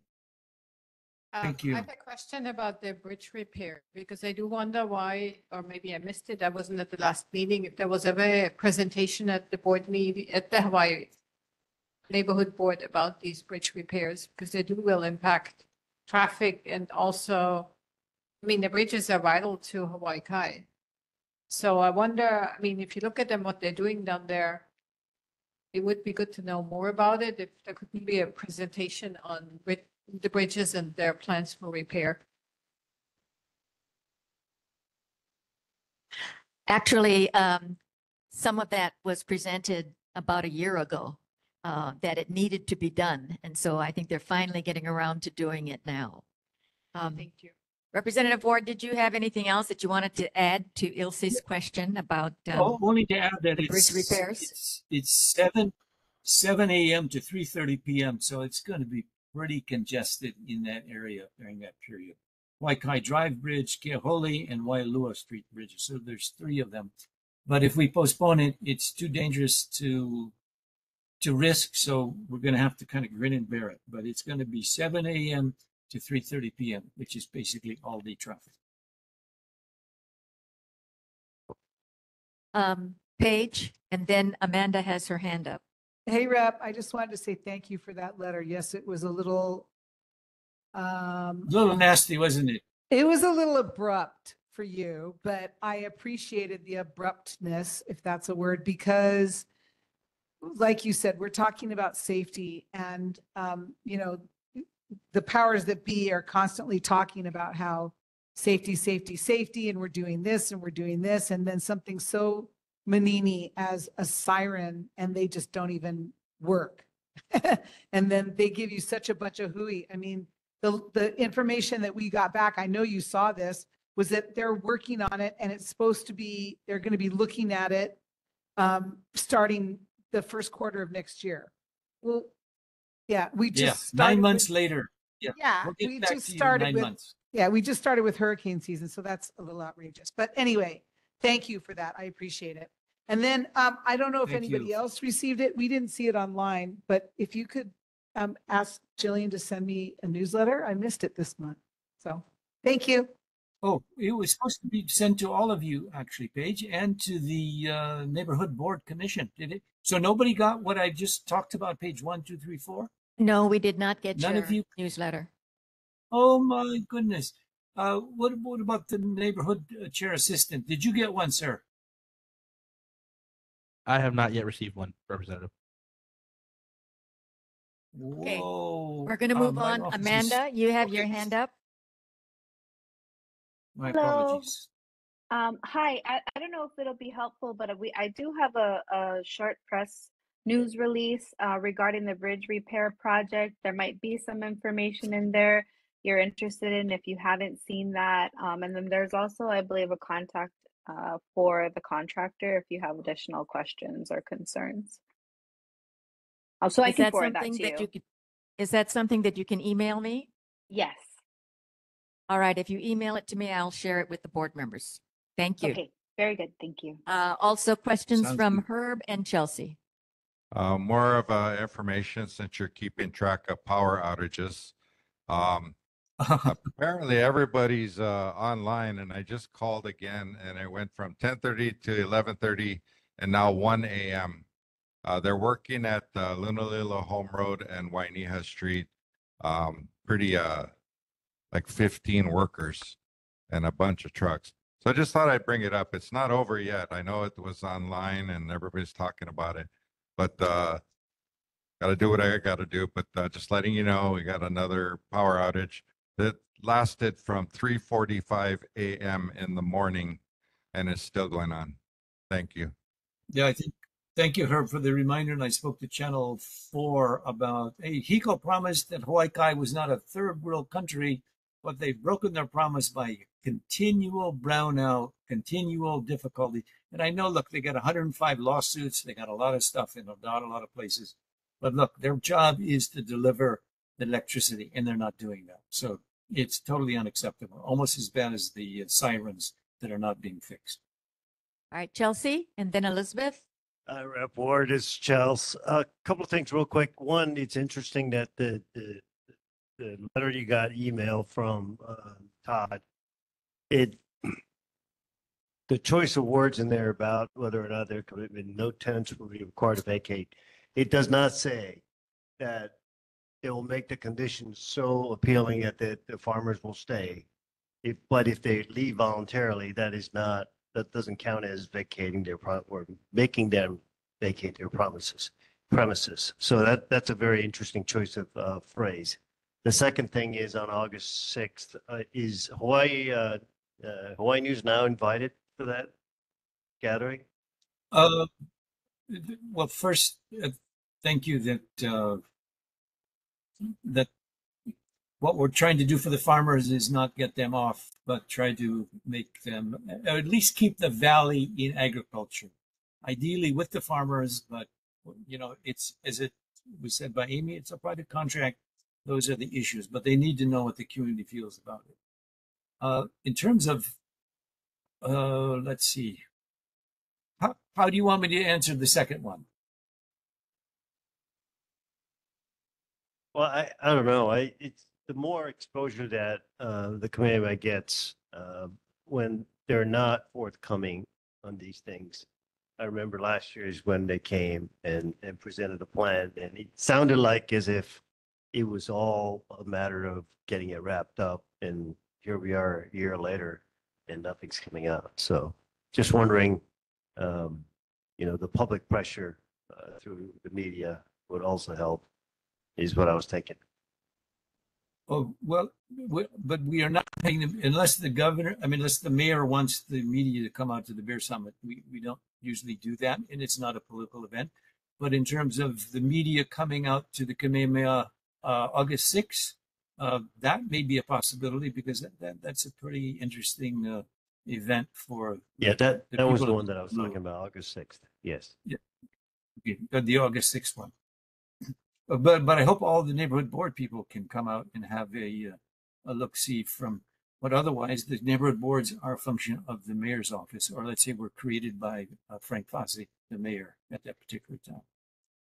But good discernment of Charles, good discernment of the fudge language or the fudgeability of some of the statements that they have made, and it's been typical for the last number of years. They just don't want you guys to know what they're going to do with that valley.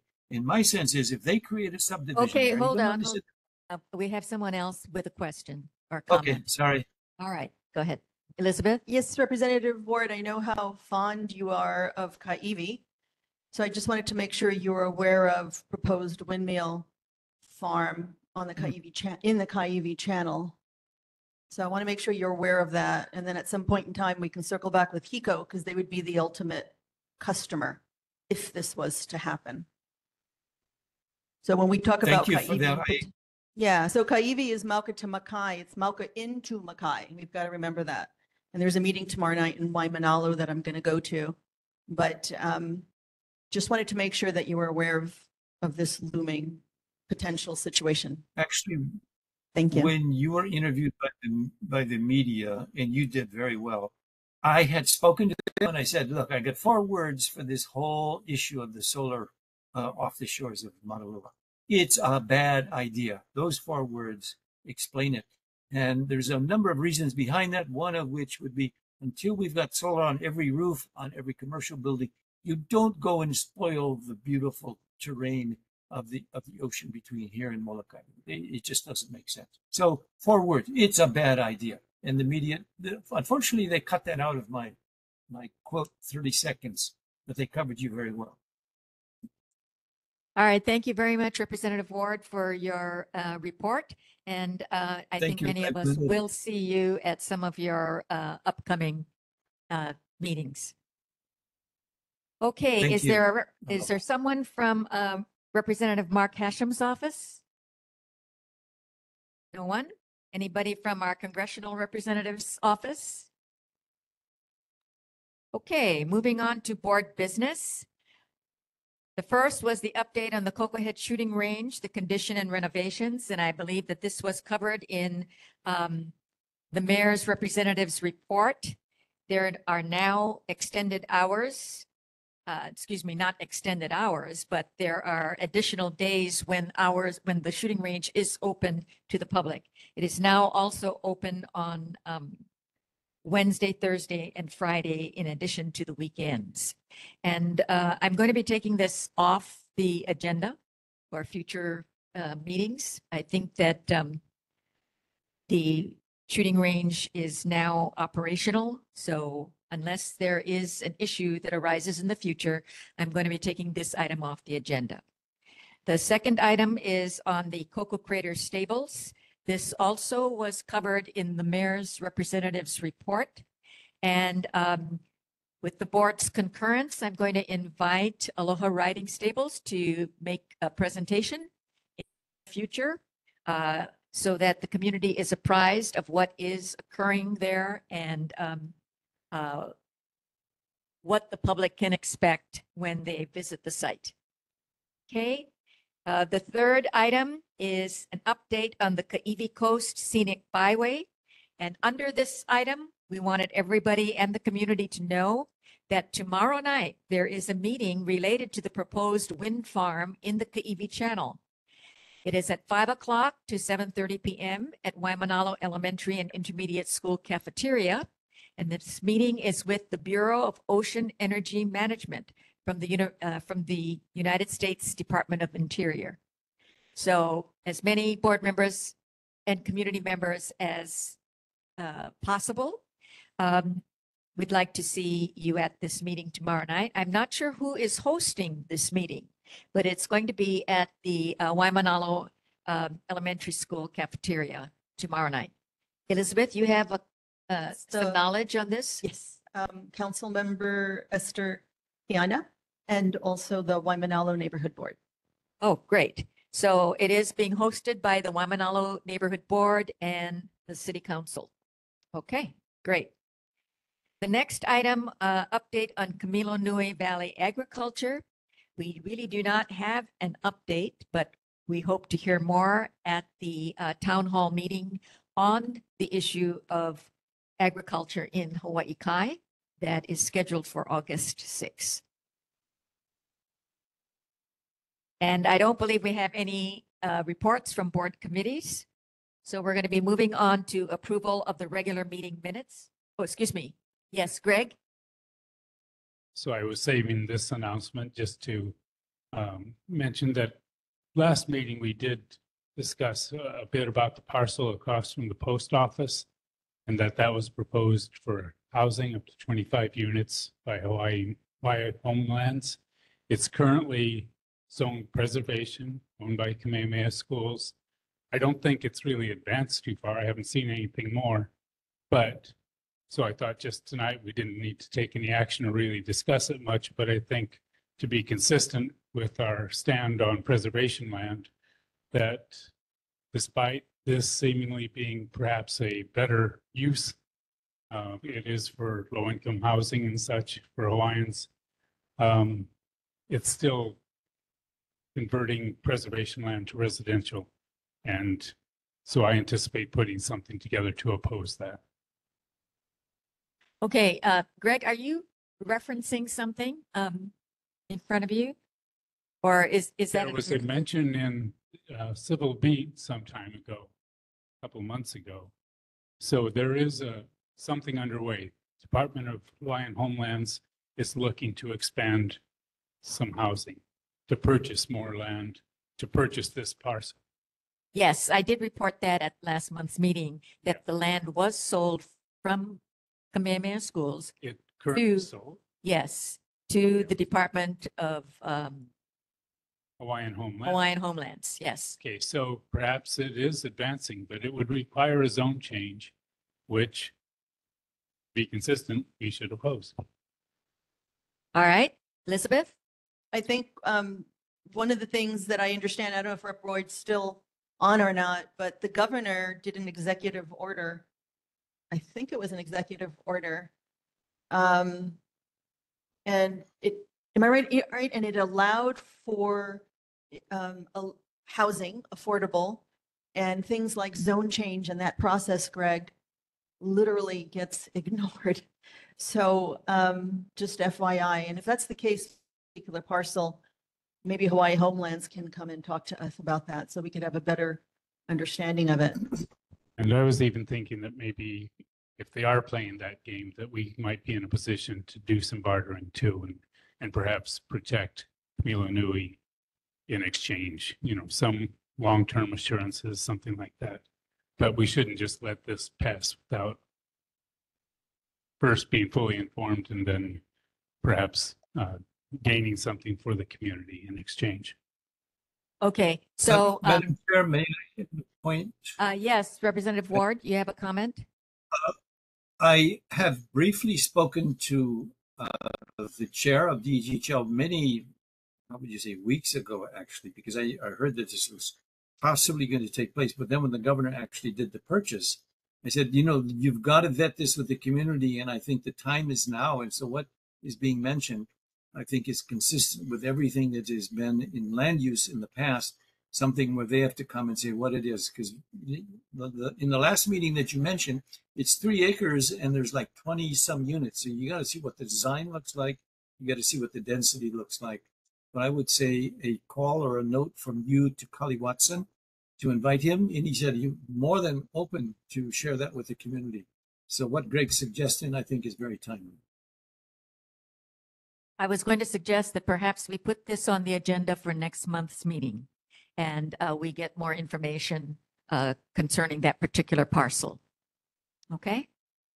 I was not aware, there was no mention to me when they discussed this sale about the number of units that was planned for this parcel. So at this point, I have no idea what kinds of plans they have for this parcel or how soon they might want to develop it. But we can look into getting more information.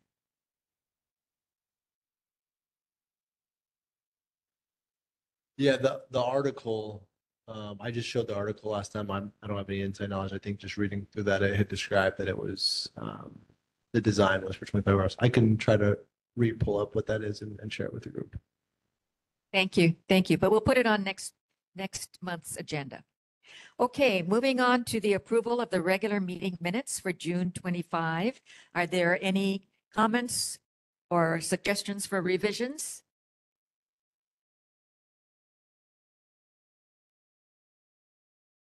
I guess we're doing a good job on those minutes. No comments or revisions. So with that, I'll take that as the minutes are approved or accepted as distributed. Okay. Any last comments for tonight's meeting before we adjourn?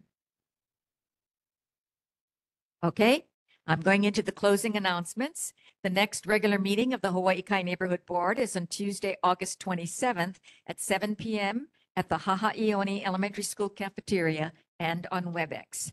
The Hawaii Kai Neighborhood Board regular meetings are cablecast on Olelo, Channel 49 on the second Monday of the following month at 9 p.m. and repeating on that month's third Friday at 7 a.m. Videos can also be seen online at the Olelo Net website or at the Honolulu Gov Neighborhood Commission Office Board's website. Thank you, everybody, for being here. I guess everybody can now go back home and watch the rest of the Olympics on. All right. Well, thank you for coming. Meeting is adjourned. Aloha.